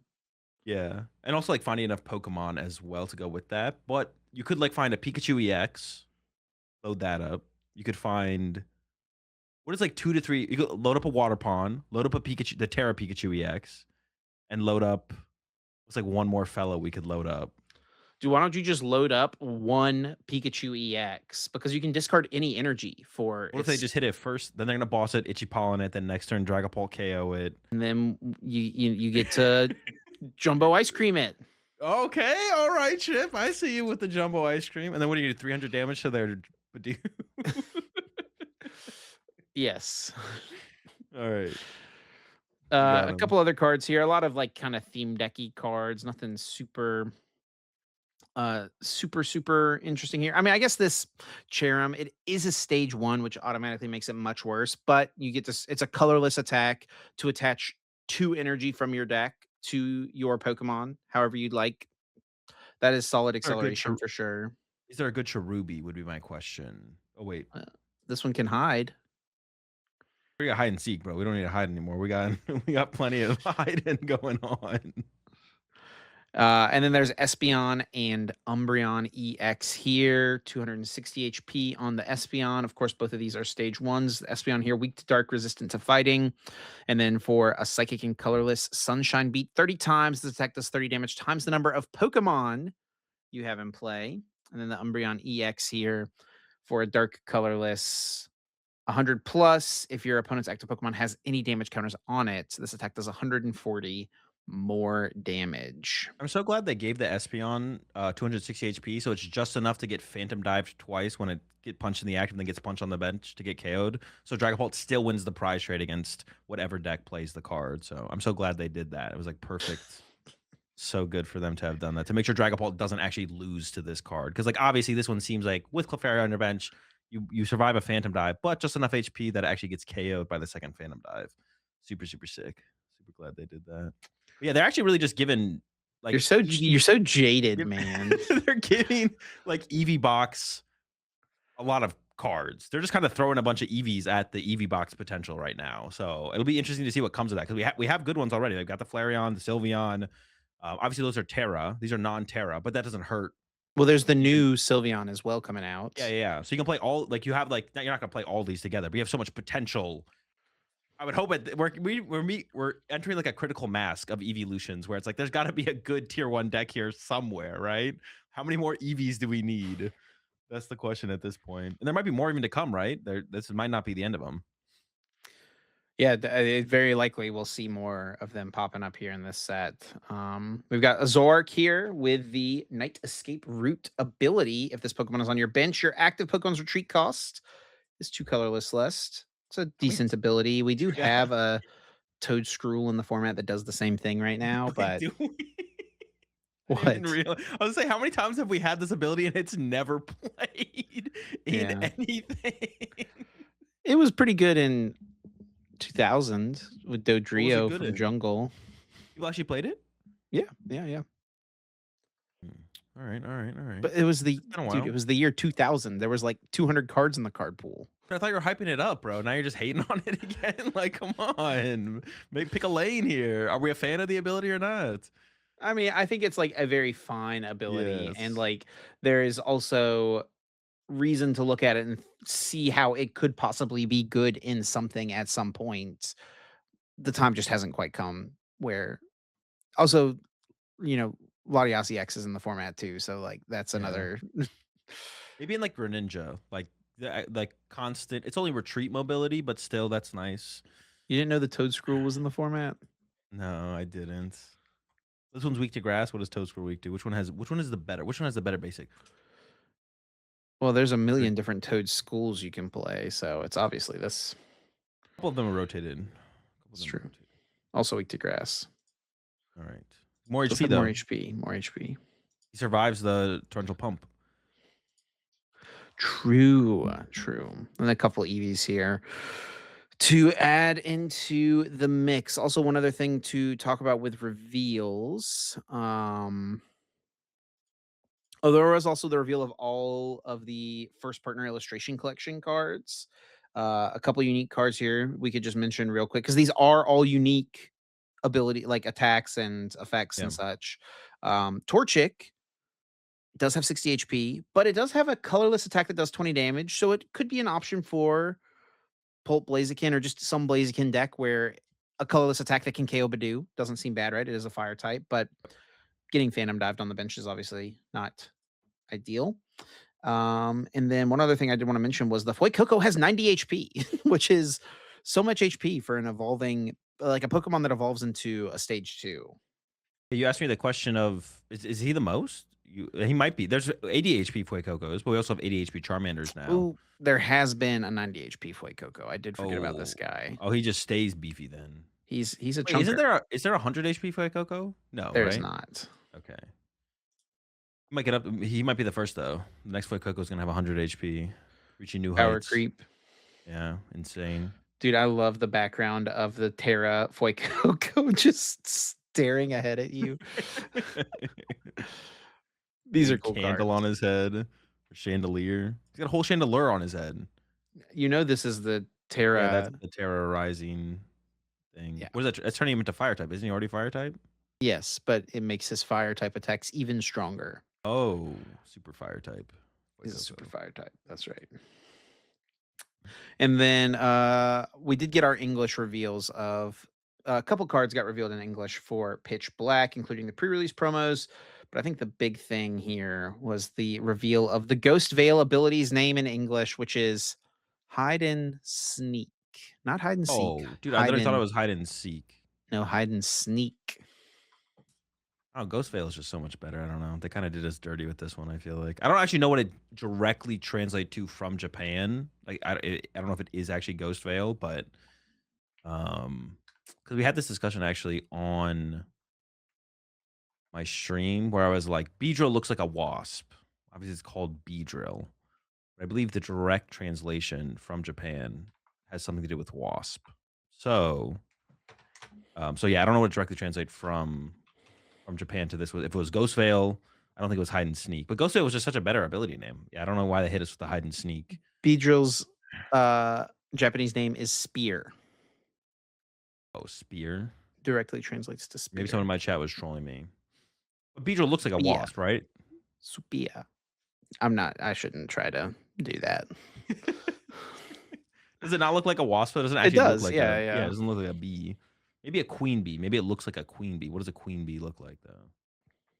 I don't know. Some people were commenting whenever we showed spiders on the screen We of the won't show. podcast, so I'm It not doesn't trying to even look show a like it. bee It doesn't even again. look like yeah. It doesn't look like a queen bee either. It looks like a wasp. Beedrill I looks like a wasp. apologize for anyone, by the way, that we traumatized by sharing a spider on the screen a couple of weeks ago when Azul was going to Australia to fend off arachnids. Yeah, we'll keep the bugs to a minimum on the cast. And then I mean the other couple cards, voltaic lightning energy, voltaic, I think is how you say it. I'm gonna have to learn how to say that one properly for sure because this card is pretty good. We'll see it at some point, even if it's not until a rotation. This card is going to be good at some point. Yeah, for sure. And then backtrack badge, which I think is a pretty funny name to give to the let me go back and do these coin flips again type of Yeah. tool. I mean, both those names are chill for sure. Hide and sneak though, and they took Ghost Veil from us. Can't believe it. Well, it is time, Azul, to move it on to guess that flavor text, where each week you or I will pick a card, read the flavor text from it, and have the other host try to guess which Pokemon is featured on that card. It is your turn this week to pick a card for me. You are still leading 45-40, hoping to close that gap here. And this week, I saw a couple comments about my pick last week, people saying that one was impossible, but I did see a couple people say that they got it. So it was a difficult one by design. Like we said, we keep score, and there are, of course, 3 potential lifelines to use. 4 points if you don't use any lifelines, and then you lose a point for each lifeline used. The lifelines are what set the card is from, what stage the card is, and read an attack name. Ready, Chip? I am indeed. Okay. Alola, where it's warm all year round, is a comfortable environment for this Pokemon. Sometimes you'll even see it outside of deserts. Oh boy. Well, I'm gonna actually assume it's not an Alola Pokemon after the Makuhita debacle from a few weeks ago. I'm gonna say probably not an Alolan Pokemon. That Makuhita But man. something known for the region. I mean, hanging out outside of I mean, that does make me kind of think of maybe well, no, that's more at the beach. I was gonna say Sandy Gas, just desert sand, but no, Sandy Gas is a beach Pokemon for sure. It's been so long since I played Sun and Moon, to be honest. So I'm not as up on the locations in the game and like what Pokemon you commonly find in those locations. Let me go with read an attack name for my first Nah, lifeline here. Huh? nah. Well, that's just mean. It's not very much information there. I mean, he's got a mouth, I guess, this Pokemon, in theory. I mean, is it just like Sandile or something? Sandile? Let me hear the flavor text one more time. Alola, where it's warm all year round, is a comfortable environment for this Pokemon. Sometimes you'll even see it outside of deserts.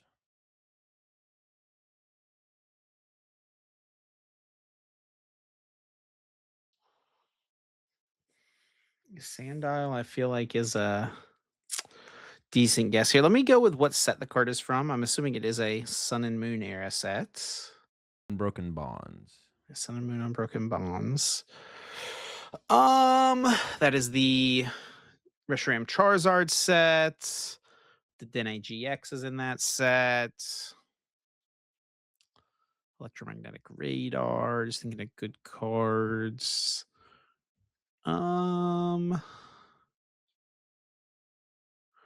don't remember for sure. I can't picture a crocodile, Crocorock, sorry, or Sandile line from there. I'm just assuming this is a basic, so I don't think that is gonna do much for me. I want to get off of Sandile and get onto something else. Could it be like a Larvitar or something like that? Something with Gnaw, where it's warm, like outside of the desert. Because like outside of the desert for Sandile, I think is very obviously like a Pokemon that lives in the desert. So the flavor text almost makes it seem like it's a little surprising almost, or like you wouldn't necessarily think to find this Pokemon in the desert. So that makes me a little bit less confident in the Sandile guess. And I guess it always could be an Alolan Pokemon. I just don't think it is based on how you like to be a little tricky with your picks. What are you what are Makuhita you still still haunts you. what are you reading over there? What are you looking at? Are you looking at are you watching the playoff game? No. Okay. Um Although I do have the score pulled up. what's the score? 54-50 Spurs. Okay, okay. I think the Spurs are gonna get swept if they don't win this game, by the way. So Yeah, I agree. um They're gonna win this game. yeah, I just really don't have anything besides Sandile. I don't think it is Sandile though. Let me just hear the flavor text one more time, Azul. Alola, where it's warm all year round, is a comfortable environment for this Pokemon. Sometimes you'll even see it outside of deserts.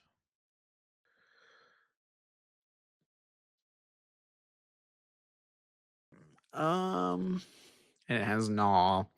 Assuming it's a basic from Unbroken Bonds. Could it be like Growlithe or something like that? I think the Arcanine that accelerates a bunch of energy into play is from that set. I'm pretty sure it is actually from Unbroken Bonds. Oh, you know what, man? I just don't think it's dude, that's just not a Growlithe attack name, though. I just don't think it's Sandile, which was the Pokemon I was so locked in on. So I want to pivot to something else. You know what? Rattata maybe? Rattata? Rattata? Rattata?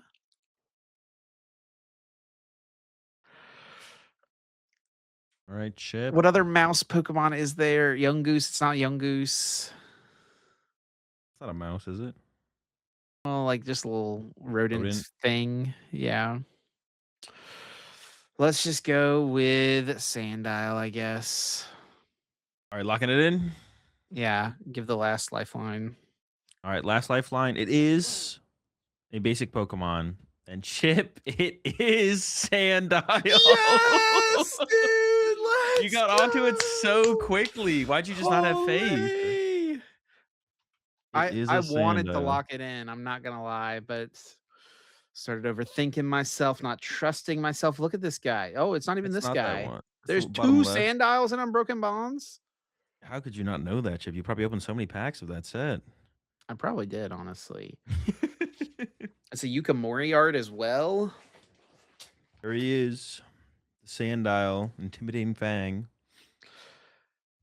There he is. He is so intimidating. Let me see the picture of the crocodile from the set.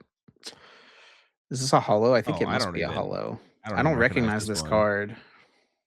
I feel like crocodiles are like usually cards where it's like they're never good, but like you think about them for a second. Usually, you read a Yeah. when a new crocodile comes out. I feel like I usually read the crocodile. I'm like, maybe some cheesy one prize deck, but not actually good. Let's go, dude. 2 points on the board. I could have had 3. I could have had 3. Getting Maybe close if now. Oh, yeah, 2 weeks, buddy. I'm gonna tie you up.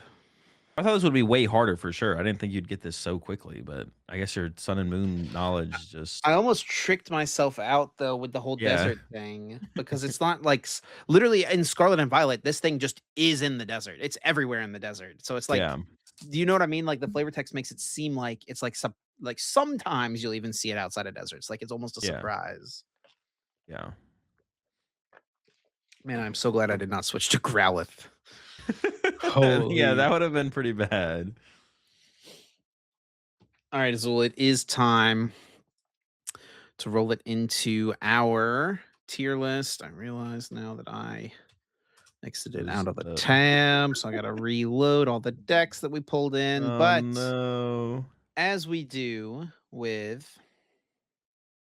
every new internationals, we are gonna do our tier list. We're gonna try to predict how we feel like the meta is going to look at this event as well, meta percent predictions, and what decks we feel like are strongest. So, in doing this, we are going to talk about all of the decks. I actually want to start here, I think, Azul, with I mean, there's a lot of interesting discussion here with Slow King, Hops Trevenant, these kind of two Oh, rogue decks.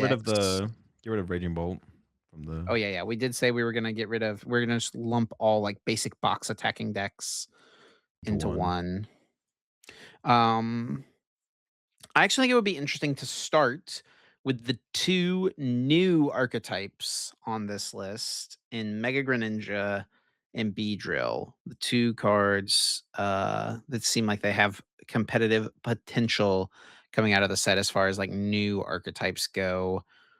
I know you've now played with both of them. I've not played much Mega Greninja. I've played against it plenty on the ladder. I've actually played a decent amount of Beedrill. So I've got some thoughts on it as well. I don't know where do you start? Why don't we start with Mega Greninja since it is kind of the poster card of the set? I mean, from what I've played of it and played against it, I think I would put it in C tier. Yeah, Or yeah, C tier. Yeah.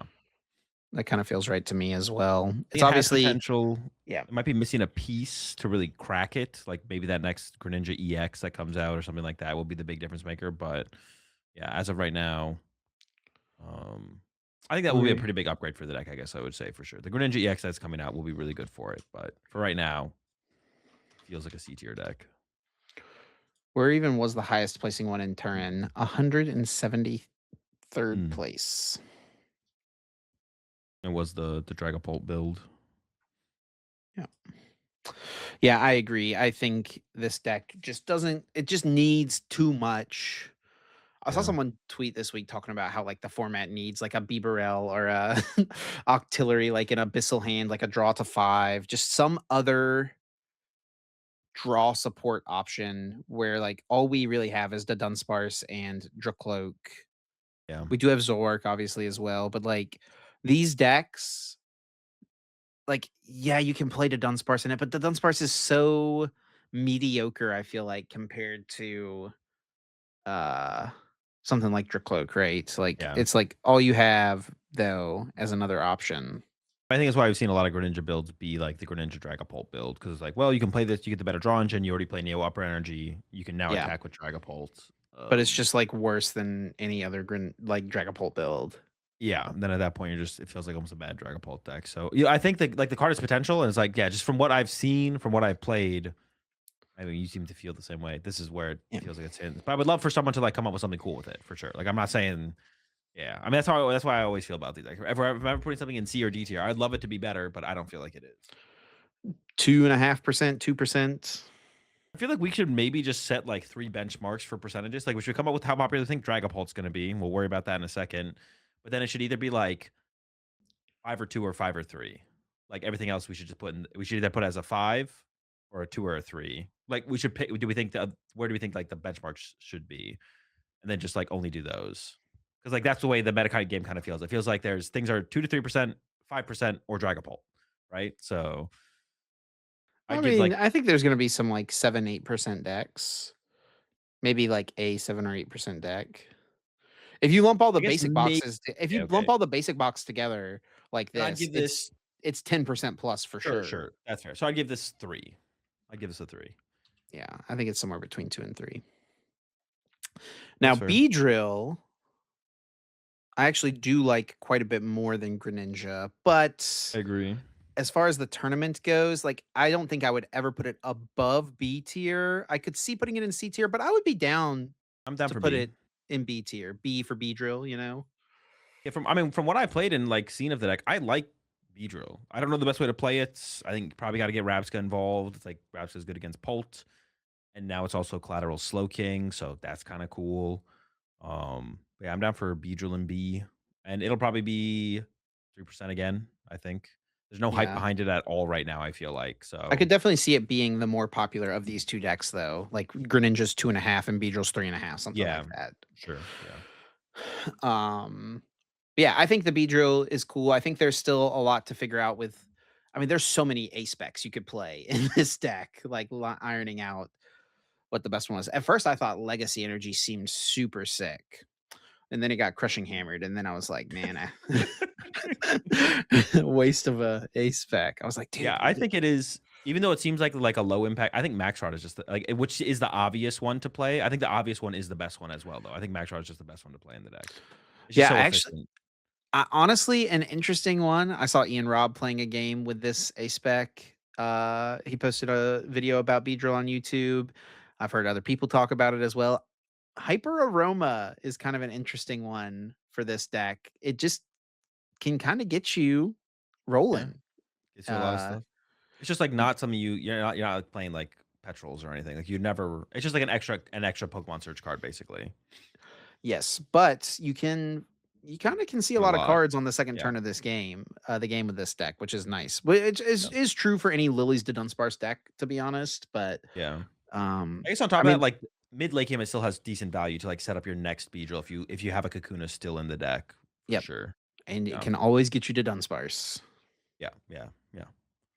Doesn't just fully fall off. I do like the Dunsparce EX in this deck, I will say as well. I think a lot of the lists I've seen, people are not playing the Dunsparce EX. I think that that can help with some of the weird prizing situations where you can still have an attack to utilize. Obviously, the basic box decks are very popular still, so it just helps you still prize trade into those efficiently.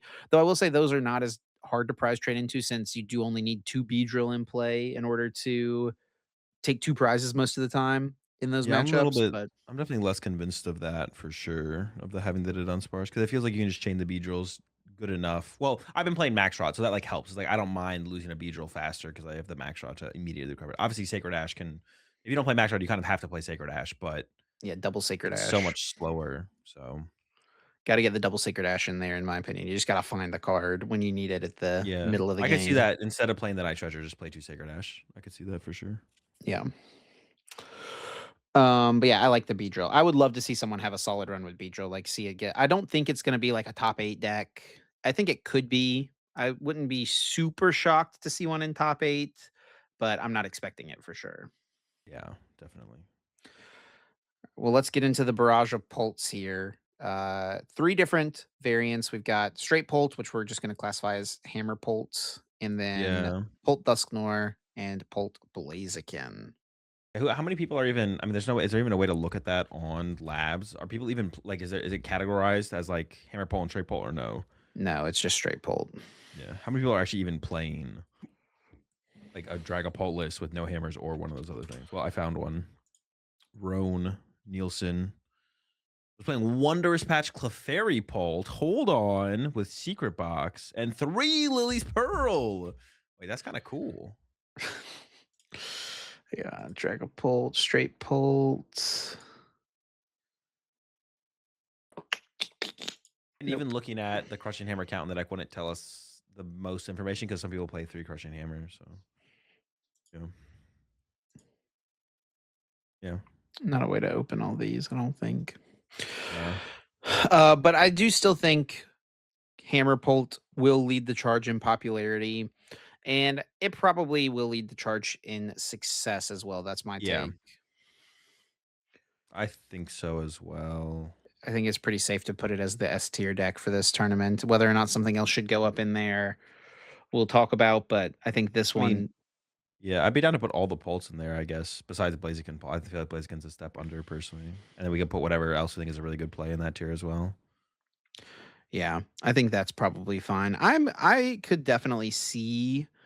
I think like just thinking about it, it feels like Blaziken could be alongside the other ones up here, but I've not put in the time to like feel passionate about saying it Yeah. should be up there for sure. I have played a little bit with I was testing Dragapult Blaziken before Indianapolis as like one of my potential plays.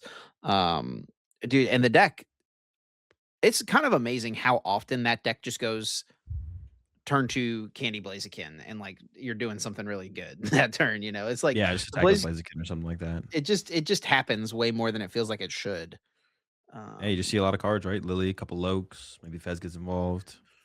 um and with Hydrapple being more popular, I think that does boost this potential. But just in a vacuum, like these are two decks that you don't really care what you're sitting down across from. Now, looking at these two decks, looking at the results from Turin, right? How worried about Slow King should these two decks be? Not that worried. Yeah, not very worried at all.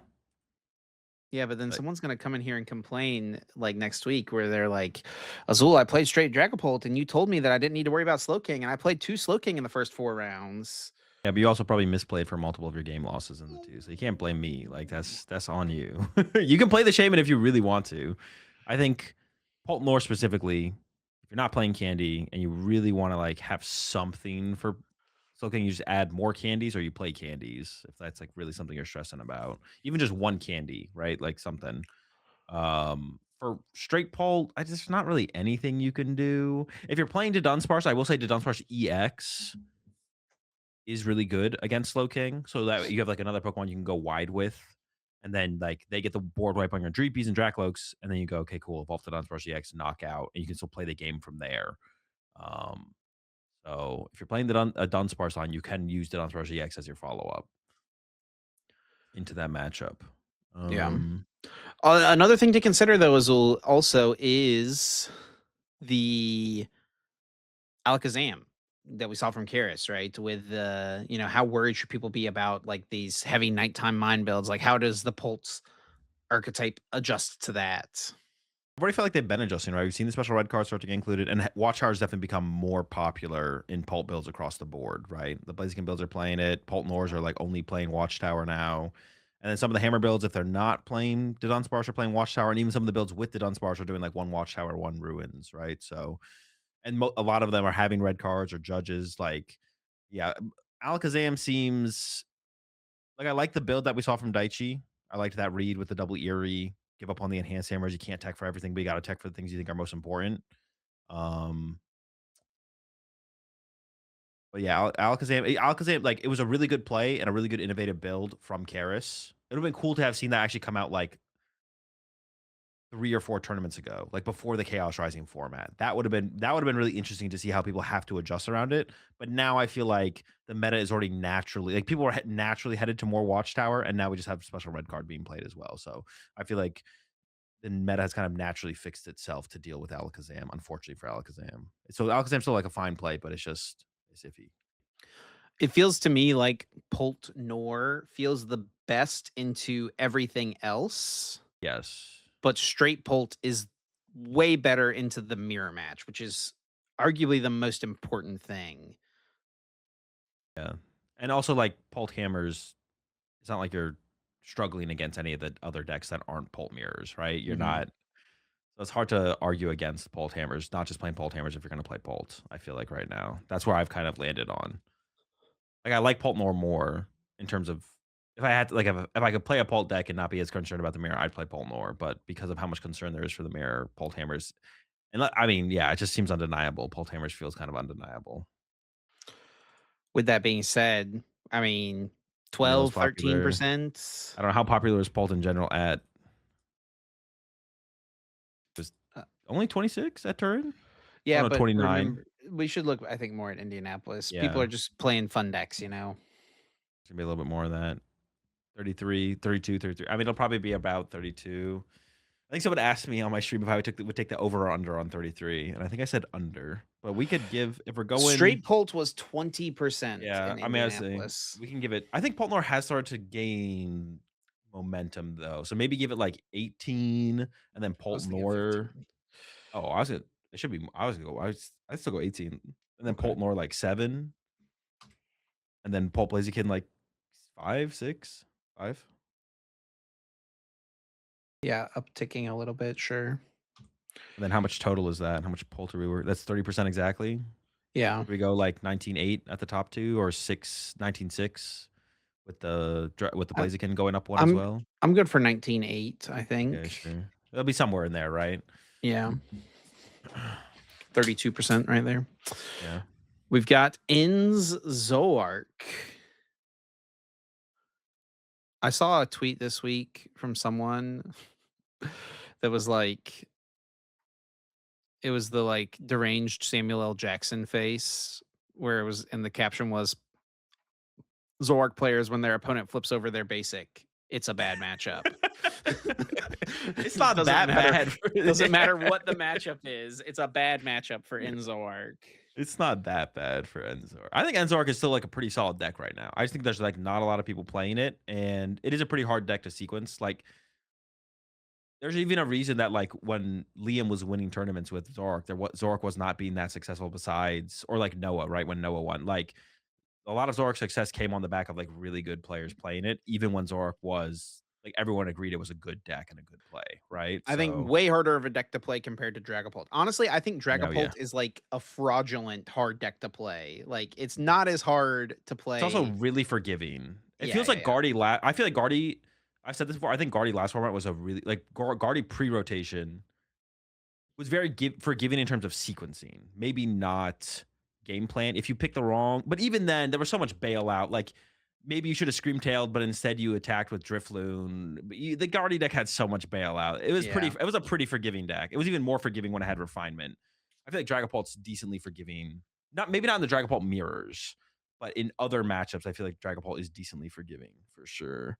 Um, Especially with for sequencing. Like you can mess up your sequencing quite a bit and get bailed out with how many cards you see for sure. You can mess up big time. Yeah, I think Enzoric's pretty. I would want to put Enzoric in A tier. I think the deck I is definitely actually do pretty not feel good. good enough about that. Dude, there's so much of the grass stuff running around. I don't think I think Zoric's matchup against Slop is fine. Hydrapple's tough. yeah. I think the Slop stuff is actually just not that bad of a matchup. I think the Hydrapple deck is gonna be pretty popular, to be I agree. honest. I do agree. But remember, like I mean, we said it's okay to take a bad matchup to an 8%, 10% meta deck. That's where Hydrapple's kind of sitting, Yeah, right? but I 6-8. think you're taking a bad matchup to the Dragapult decks in general too. Zoric? I don't know, No, man. no, that's where you're winning. Those are all favorable. Maybe not extremely favorable. Dude, if I'm rolling up, Zoric, I feel confident. If I can hit 14 Dragapults in a row, I'm making top cut at NAIC for sure.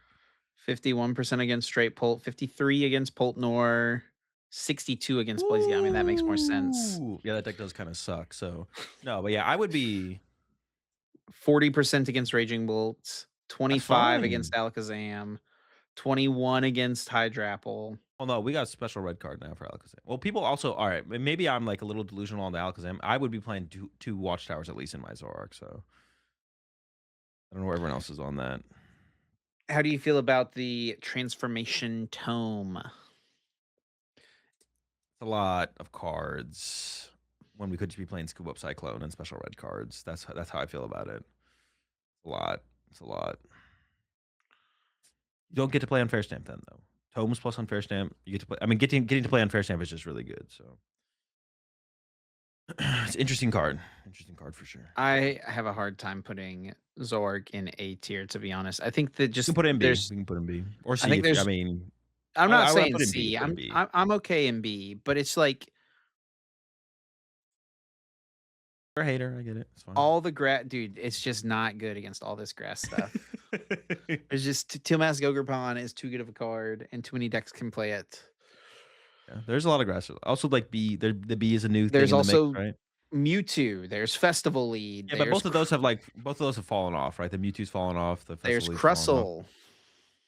There's Krusty. Getting crusty with it.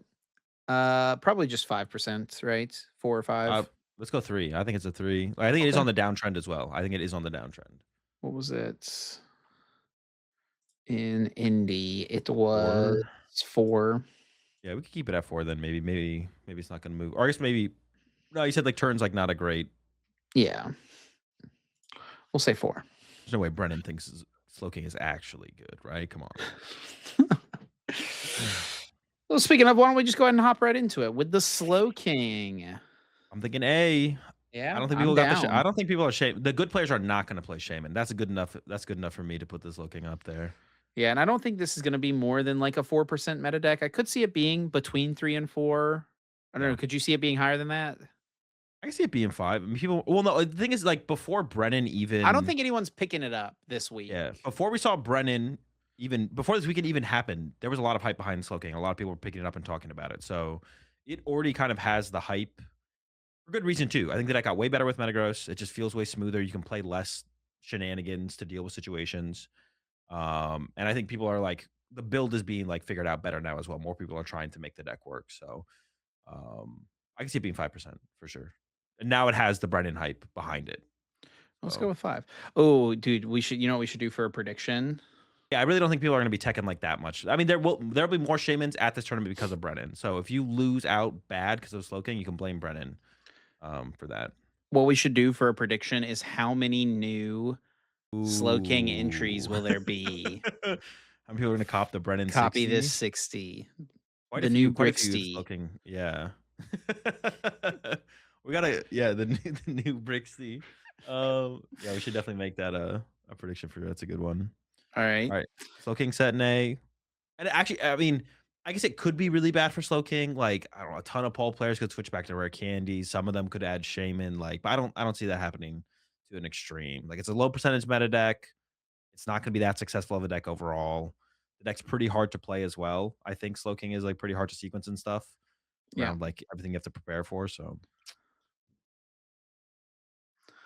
Moving Zam. on to Zam. Karis just, of course, used it to win the Indianapolis Regionals a couple weeks ago. I guess the first question, let's talk about the deck before we place it. I mean, is just 4 Nighttime Mine automatic in the deck right now? I think so, yeah. I mean, Daichi and I don't know the name of his opponent or his testing partner, but they were both playing the 4 Nighttime Mine. The adjustment was just like the no enhanced hammers. But so I think you're still doing it for sure, even when looking at their build, what they do with it. I don't. Yeah, so it's basically I think it's just make the call on whether or not you're going to play enhanced hammers. I think you don't want to play enhanced hammers. Like I've like had like a ton of Alakazam builds recently, like over the last like post rotation where I like haven't been including enhanced hammer because like the card is so terrible in the deck. It just kind of feels like you have to play it. So I think it's like the call. Also, the thing with Slowking, I think the prediction you want to make is whether or not to play Badoo to deal with more pulse having more rare candies. Maybe for Alakazam here, the questions you have to ask are: do you want to play the enhanced hammers? Do you go like the heavy Eerie route? And do you play Shaman for Slowking here? I think that's the questions. But you're playing for Nighttime Mine for And sure. what are the answers? Probably wouldn't play the enhanced hammers because you already have to deal with so much. I would probably go the Eerie route. You already have to deal with so much stuff that Dragon Pulse is now throwing at you. Yeah. Like, I don't like if I run into a Lucario What's with Rocky fighting, like whatever. That Yeah, and sucks. what's playing Mist Energy really right now? A Lopunny deck, but that deck is whatever. Yep. You lose to Crustle now. Or you could go did you see the list that Ian Robb posted on Twitter recently? He has got crushing hammers in there. You could go further into the hammers. He's got, like, 3 crushing hammer Oh, and 1 Hammer Zam, enhanced. yeah, yeah. Yeah. I think that was something apparently people had been doing. Mhm. Uh, Someone commented about it last week actually because we were talking about Karis. They were like people in not in Prague, where was it? Right before I'm tripping. People been hammy zamming. Utrecht. Was there hammy zam Uh there? there was Hammer Zams apparently, yeah. There's a zam right there. Is that it? No. They had the double enhanced hammer to Dene, though. Rebecca? Yeah, No. let me just do this. Let's go to I could be tripping, but uh This is old tech, apparently. yeah, apparently. Let's see it. Let's see. I could be misremembering what the comment said. Dude, look at this. There it is, there it I'm is! You passed vomit. it, you passed it. Did I? Oh, Woo. this was at Indy though. Okay, Jose at Indy. Hammy Zam! It is. No, hang on. It was in yeah, see look, this right here. Ooh, Lima, the top Lima. 32, top 32, a couple people. Let's peep it. Rabska Hammy Zam! Dude, this is just disgusting looking. What the heck? Ugh. Is that ever better than the nighttime mine? I guess is the question as well. Like the This one Rabska had the stuff. nighttime mines.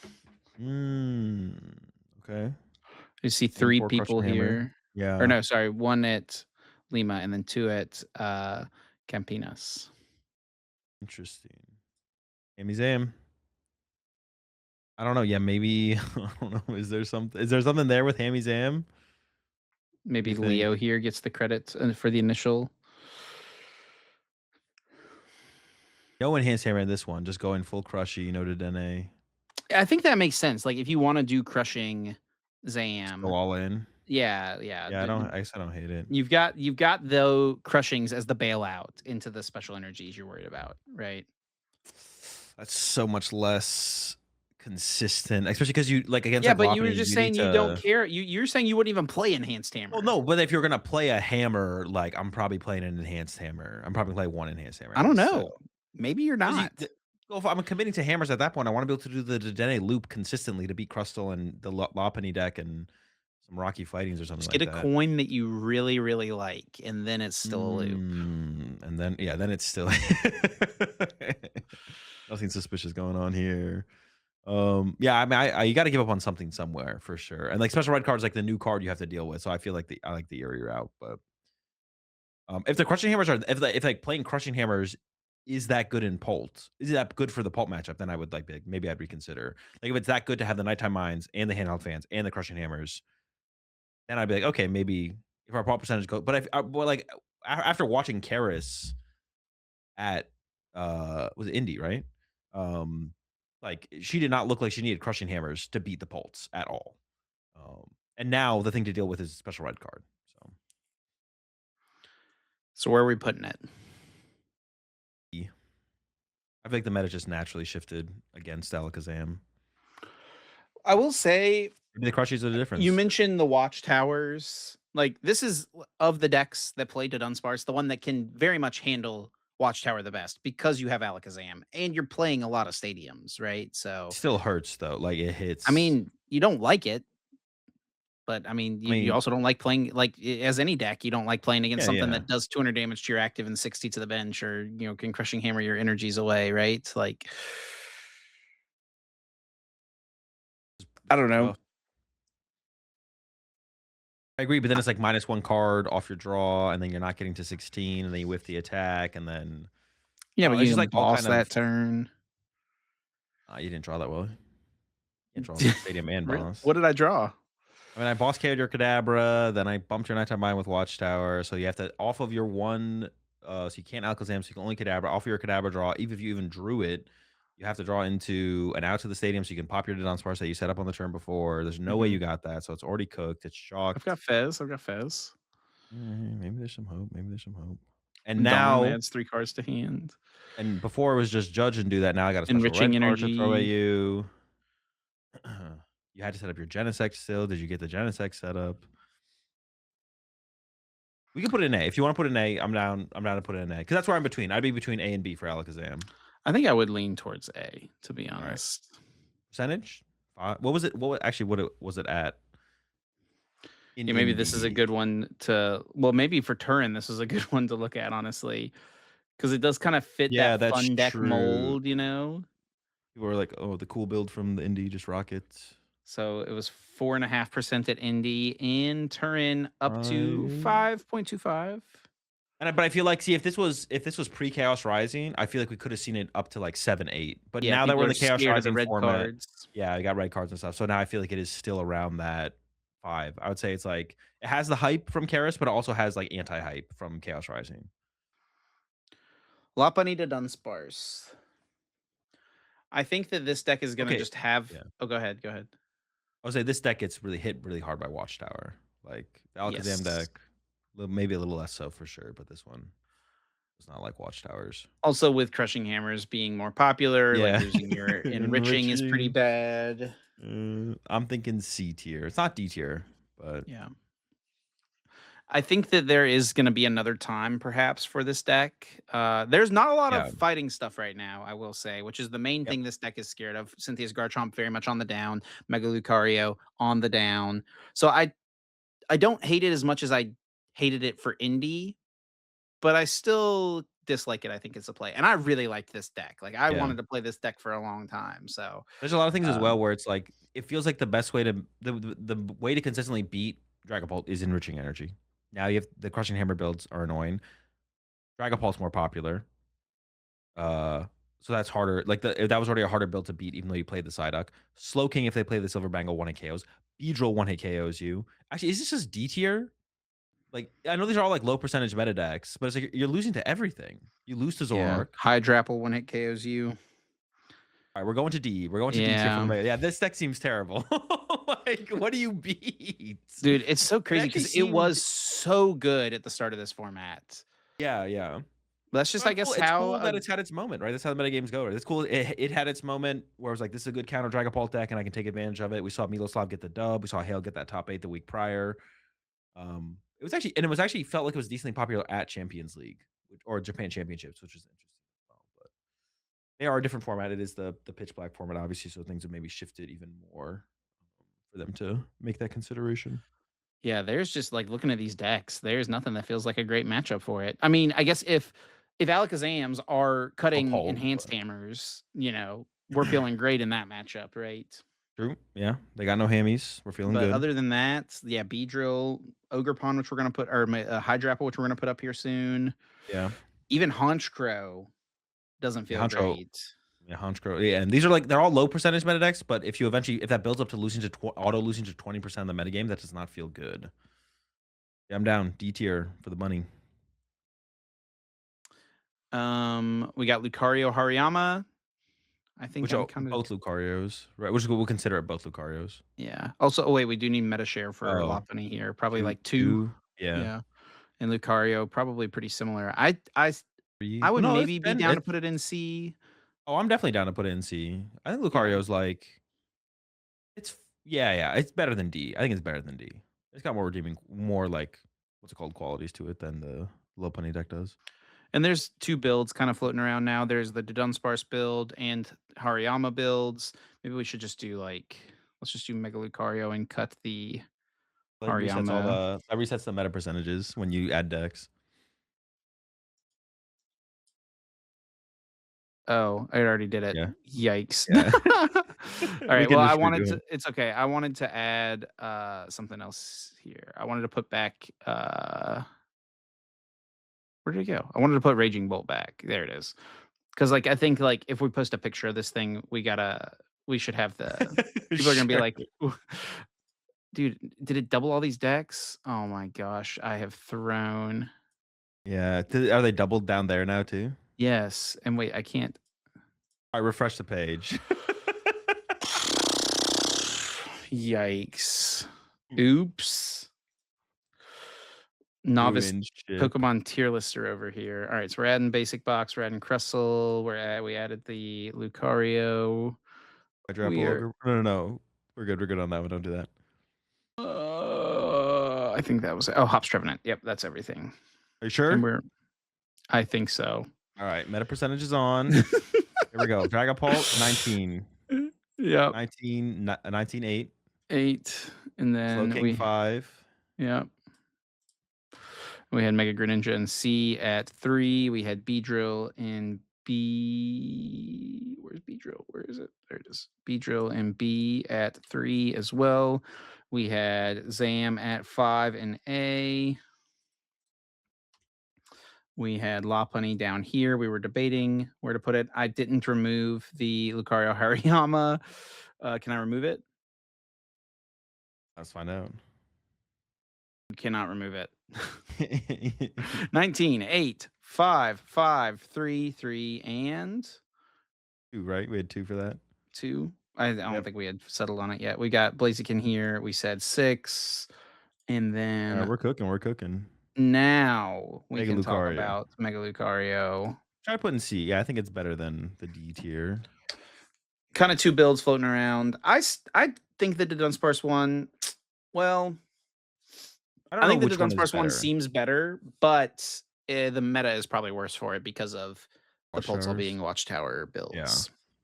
Yeah. I have no clue which one's better. I have not played with it on as far as build. I do like the build that Rahul played at Melbourne. I will say that that deck also does not have a great Hydrapple matchup. Yeah. Where did it end in the check? How popular was it at Indy? Lucario in general? Because I think it was still like a 5% meta deck.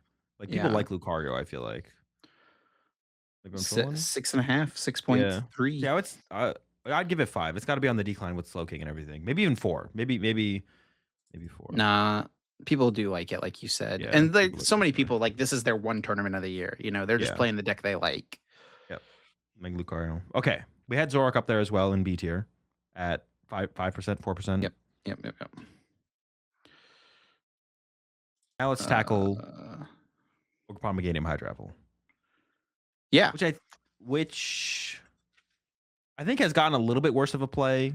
Well, maybe Alakazam's kind of neutral. Slowking is, I had imagined. Actually, Slowking might be close because there's nothing. They don't have a bunch of great targets for the Kyurem on your board. Like your Meganium's got 160, and then you can't hit the Teal Masks. And you don't have to pre-bench either because Slowking doesn't play Hand Disruption. So you can like Celebi hold everything until it can all come down in one turn. I don't think I would say Hydrapple is probably A tier, right? yeah. I think I feel pretty good about that. Um, I think I would play something similar to the Hector Ibarra list with a little bit more techiness to it. I like the Petrol over the Cypher Maniac, though I did use Cypher Maniac so much throughout my tournament run in How Indianapolis. But often would Petrol have done the same thing? well, there was at least 2 times where I opened Cypher Maniac no supporter, so Petrol would have been Oh, pretty weak there. And I was yeah, with this, get like another ogre, like something that Cypher Maniac lets you do that Petrol doesn't, is it lets you get like another ogre pawn into play, right? yeah, Like you got a couple energy, you can Teal Mask into an ogre pawn, Teal Mask into the one card you want, right? yeah. Which Petrol does not let you do. But probably on average, Petrol does for you better what you want it to do compared to Cypher Maniac. And then you get to save your draws for after Unfair Stamp, Yeah. which is pretty Yeah. big. Whereas you're using Cypher Maniac, using your draws, your Fez, your Teal Mask. Um, yeah, I like this. I also do kind of like the ideal of the festival grounds. If you're playing the Petrol, play the Petrol and the one festival grounds. And because you can definitely get away with 3 uh forest. You can get away with it. You're using Celebi such a high percentage of games anyway, and you really only need it in the early turns. You sometimes need it if they KO your Meganium, but also sometimes when they KO your Meganium, they're ignoring all your energy in play, and you can just naturally get enough energy in play with Hydrapple that you don't even need Meganium anymore. So, uh, Forest, you need it early, but like I think 3, you could get away with it. I understand that feels a little sketchy, but that's kind of my take moving forward with the deck. I think it feels sketch. I can see it. I could definitely see it. We're doing what? Like, we'll look at indie percentage. I'm curious. I feel like I feel like it hasn't been as I feel like it should be more popular, but yeah, it's only 7. Probably give Yeah. it 7 still, right? I think that's probably fair. Yeah, and there are some, like, Arboliva's grouped in with this for Yeah, sure, yeah. but Most will be the Hydrapple, it feels like, at this point. yeah, 7.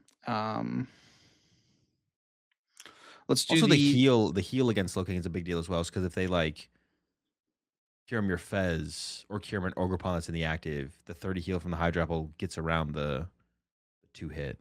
I guess they're not gonna bring that Ogerpon back into the active, but I guess for the Fez, it does matter, right? It's a thought yeah. for Slowking matchup. Do not play less than 14 basic energy in that deck. That's the other thing I'll say. I was playing 15 Yeah. and I was running out of them at the end of games Yeah. sometimes. I was like, I need this Lana's Aid to get me 3 energy cards. That was Yeah. happening pretty often. So do not play less than 14 energy is what I would say. Go through it a lot. Need to go through it quick. All right. Do you want to let's leave the Raging Ball slot box for last. Haunch Okay. Crow, Pockets Crow. This is your deck, buddy. Do you think you will play Hunchcrow again? Um, I mean, not too much has changed for the deck, right? Slow King's more popular. King's a bad matchup.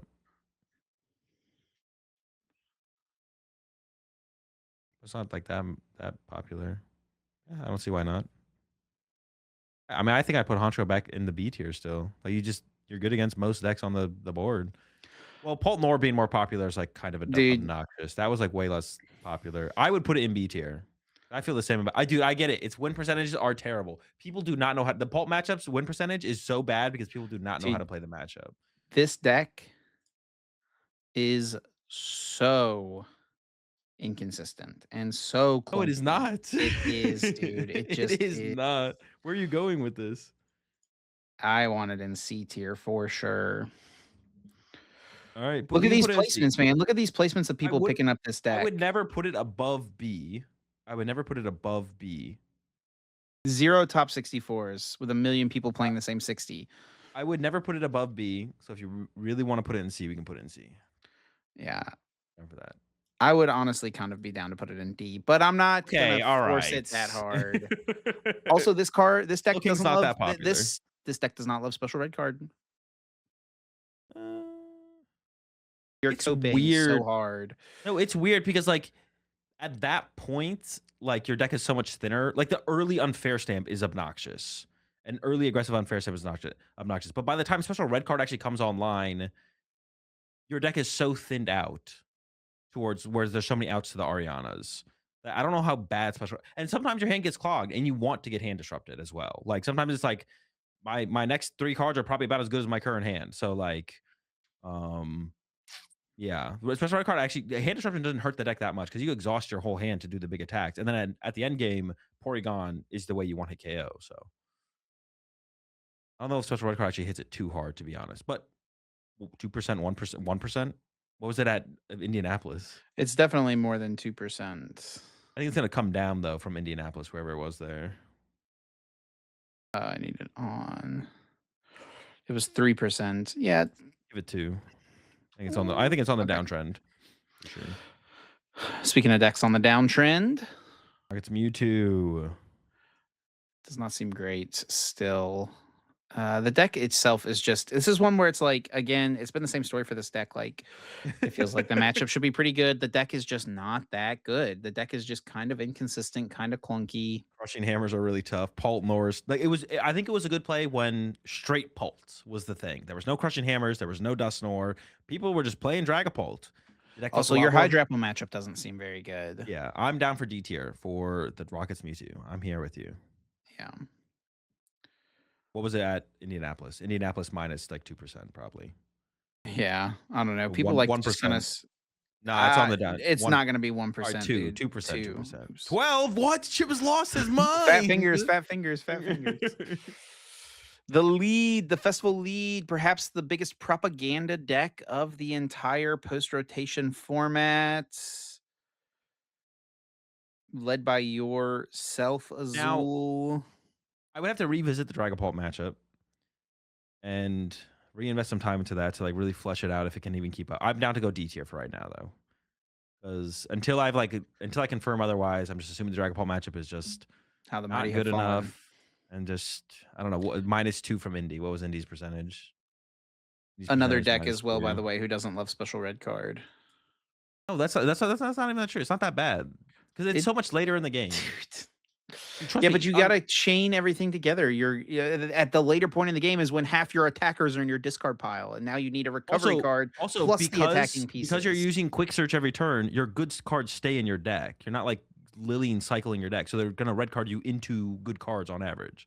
Like red card does not hit the way same way unfair stamp does. But yeah, 2%, 1%, 2%, even We'll leave two. it at 2. I don't Right. think any of these decks are gonna be 1%. Well, Hop's Trevenant maybe, but I don't think Well, I any of don't these. know. It got some hype behind it right now. Let's go ahead and do the Hops Trevenant. What do you think? I mean, so this is where At the least discussion has to C. come, like, is it actually a contender, right? I don't think many people are gonna pick No. it up, right? Nope.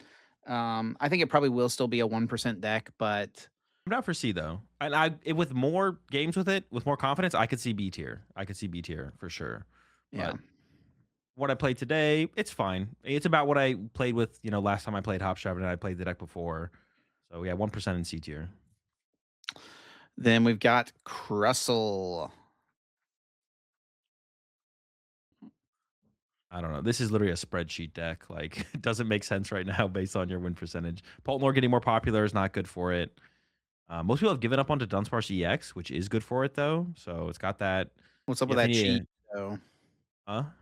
That Chi Yu though. We're gonna see people playing Yeah, that card. I don't think so. I think people will be playing the Moltres and the Blaziken Pulse probably. I mean, the people who want to beat Crustle, I guess they'll play the Chi-Yu, but the Moltres is just so much faster. Like that one energy difference is like pretty big against like Hydrapple and stuff to have a faster attacking Yeah. Moltres. So Crystal seems pretty decent. I mean, I'm between B and A. Um, if we look down like the list of matchups, like what are you beating, what are you not beating?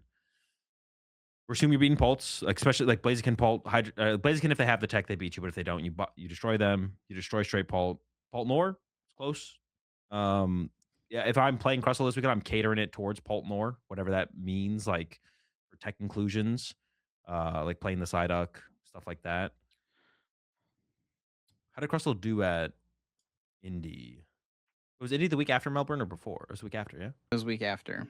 Oh yeah, Rahul got second. Never mind. I thought for some reason I thought Rahul got second at Melbourne, but I'm tripping. Yeah, like you said, turns on a great. Slowking is rise in popularity is like not good for it, but it's not like a hugely popular deck. Yeah, I'd go B. I'd go B. Crustle seems okay. Okay deck.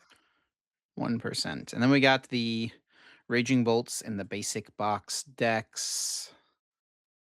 Similar. I think we are going to see more entries for Ian Robb's list this weekend. People just been grinding it. They've been indoctrinated into the cult. It's just a good deck.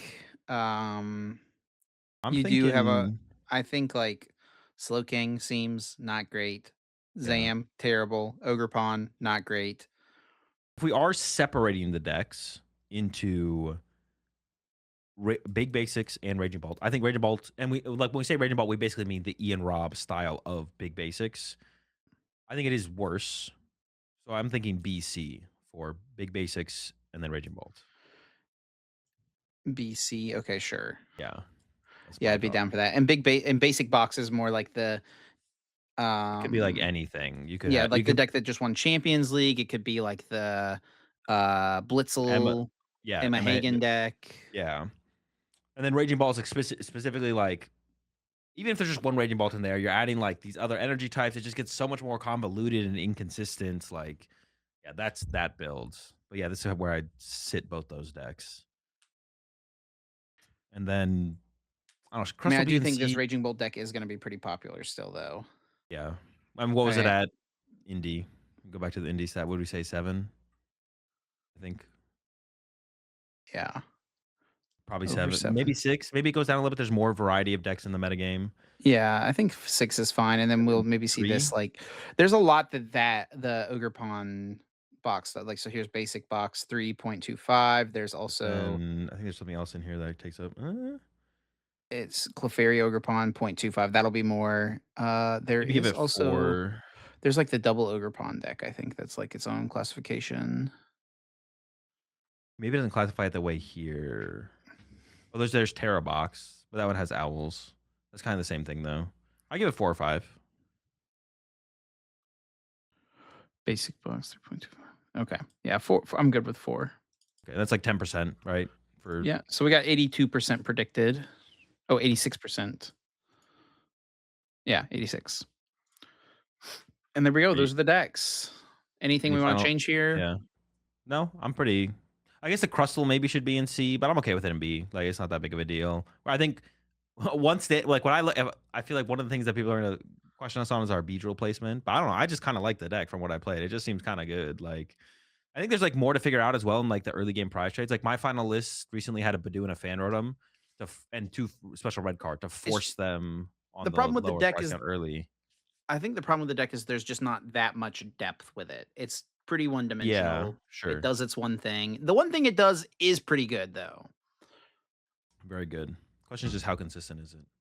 Yeah. But that is why I like the like, I don't hate the aroma. That's why I like Max Rod because I feel like it's just, like, keep it straightforward. Or the aroma, keep it straightforward. Like, it helps you Yeah. just play the game. Yeah, Um, I think I would be playing Aroma. I wanna play with it a little bit more. This is basically the only deck I've been playing post-Indy is Beedrill. I like the idea of the aroma, a little bit boost to just playing the game. I was playing Celebi in this deck as well, kind of off of the Ogerpon, Yeah. Hydrapple deck, so I was like, "Dude, that card was just so broken." Yeah. It is worse in this deck. Yeah. You just want to even if you're doing 110 with 1 Beedrill and taking a KO on a little That's guy, fine, yeah. you wanna do that. You know, you wanna start initiating the prize trade And and, then you get like, unfair stamped, and then they candy Dragapult Crispin. But they yeah, don't have we it, bro. got we They got don't our have prize it. card. We got our prize card in there. We knew that was They all we were don't getting have it. anyway, so we're okay with that. No shot. But yeah, Every I mean, I still match think you there's cast at NAIC is gonna end by someone getting unfair stamped turn 2, and then the other person dead drawing. don't put that on me, bro.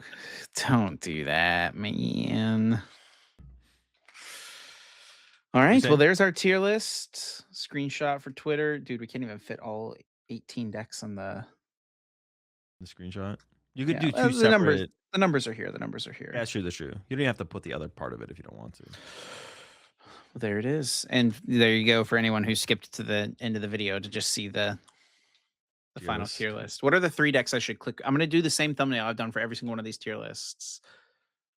Broken, meh, bad, or whatever. I don't even remember what the wording is. So broken, you would put Broken, good, bad is what I've usually done. It's broken, I'm gonna put Slowking. ding. Good is Beedrill, Okay, sure. and Bad, bad is Raging Bolt. Raging Love Bolt. Okay, every okay, yeah. okay, okay, okay. Formulating the clickbait here on the podcast. Love to see it. All right, Azul. I think that is it for our episode. We got the tournament coming up this weekend. Are you feeling good? Like, how are you feeling about you playing wise? You know, are I'm you feeling good about my play right now. I just haven't picked a like, I'm just, like, not committed to a deck or anything like that, so okay? kinda whatever as far as that, but I feel good about, like, my knowledge of the format and metagame and all that kinda stuff, I so saw some drafts going around for people like to do these fantasy style drafts where you were going for $1 in some of these auction drafts. What do you think of that? Got anything to say to those people who weren't bidding more than $1 for Azul GG? I mean, I think that's reasonable. I don't play like, I'm not but I don't yeah, I think it's reasonable, like, I'm just not playing the game the same way I used to. I don't have expectations. I mean, I've never really had expectations even when I was, like, the competition was different, but the same difference. Makes sense. Yeah, but Tord Probably went only for played $1 for him. 46. Well, he should. But There's a difference you shouldn't between go for me more than and a you don't think you should go for more than $1? maybe next season, we'll see. I was trying to give you a chance to fight for yourself here, you know. You're just like, yeah, this makes sense. I kind of suck right now, so I mean, I'm not playing the game the same way. I mean, I'll take my top 32 twos with Honcho. We're chilling, no complaints. all right. Well, thanks a bunch to everyone for listening. As always, if you did enjoy the podcast, be sure to leave us a like, review, rating, comment, subscribe. Those things do help us out a bunch to let us know you're enjoying the content and helps more people to discover it. A little teaser as well for anyone who made it to the end of the podcast episode. Evolution Series Sword and Shield Edition should be coming out this week. So be sure to stay tuned for that. Should be out very, very soon. Excited to get that out there and get a new Evolution series kicked off on our second channel for those who enjoyed that series. That's still, I think, the thing that people say to me most often when they come up and say hello at the tournaments is like, Yeah. "Dude, I love the evolution series, is what they say. Definitely has been the number one. And if you want to stay up to date with me and Azul, the best place to do it is over on X. You can follow me at Chipper Azul at AzulGG, and you can also follow the podcast at uncommon_energy. Yep. Talk to y'all next Wednesday, 7 a.m. Eastern. Look at NAC.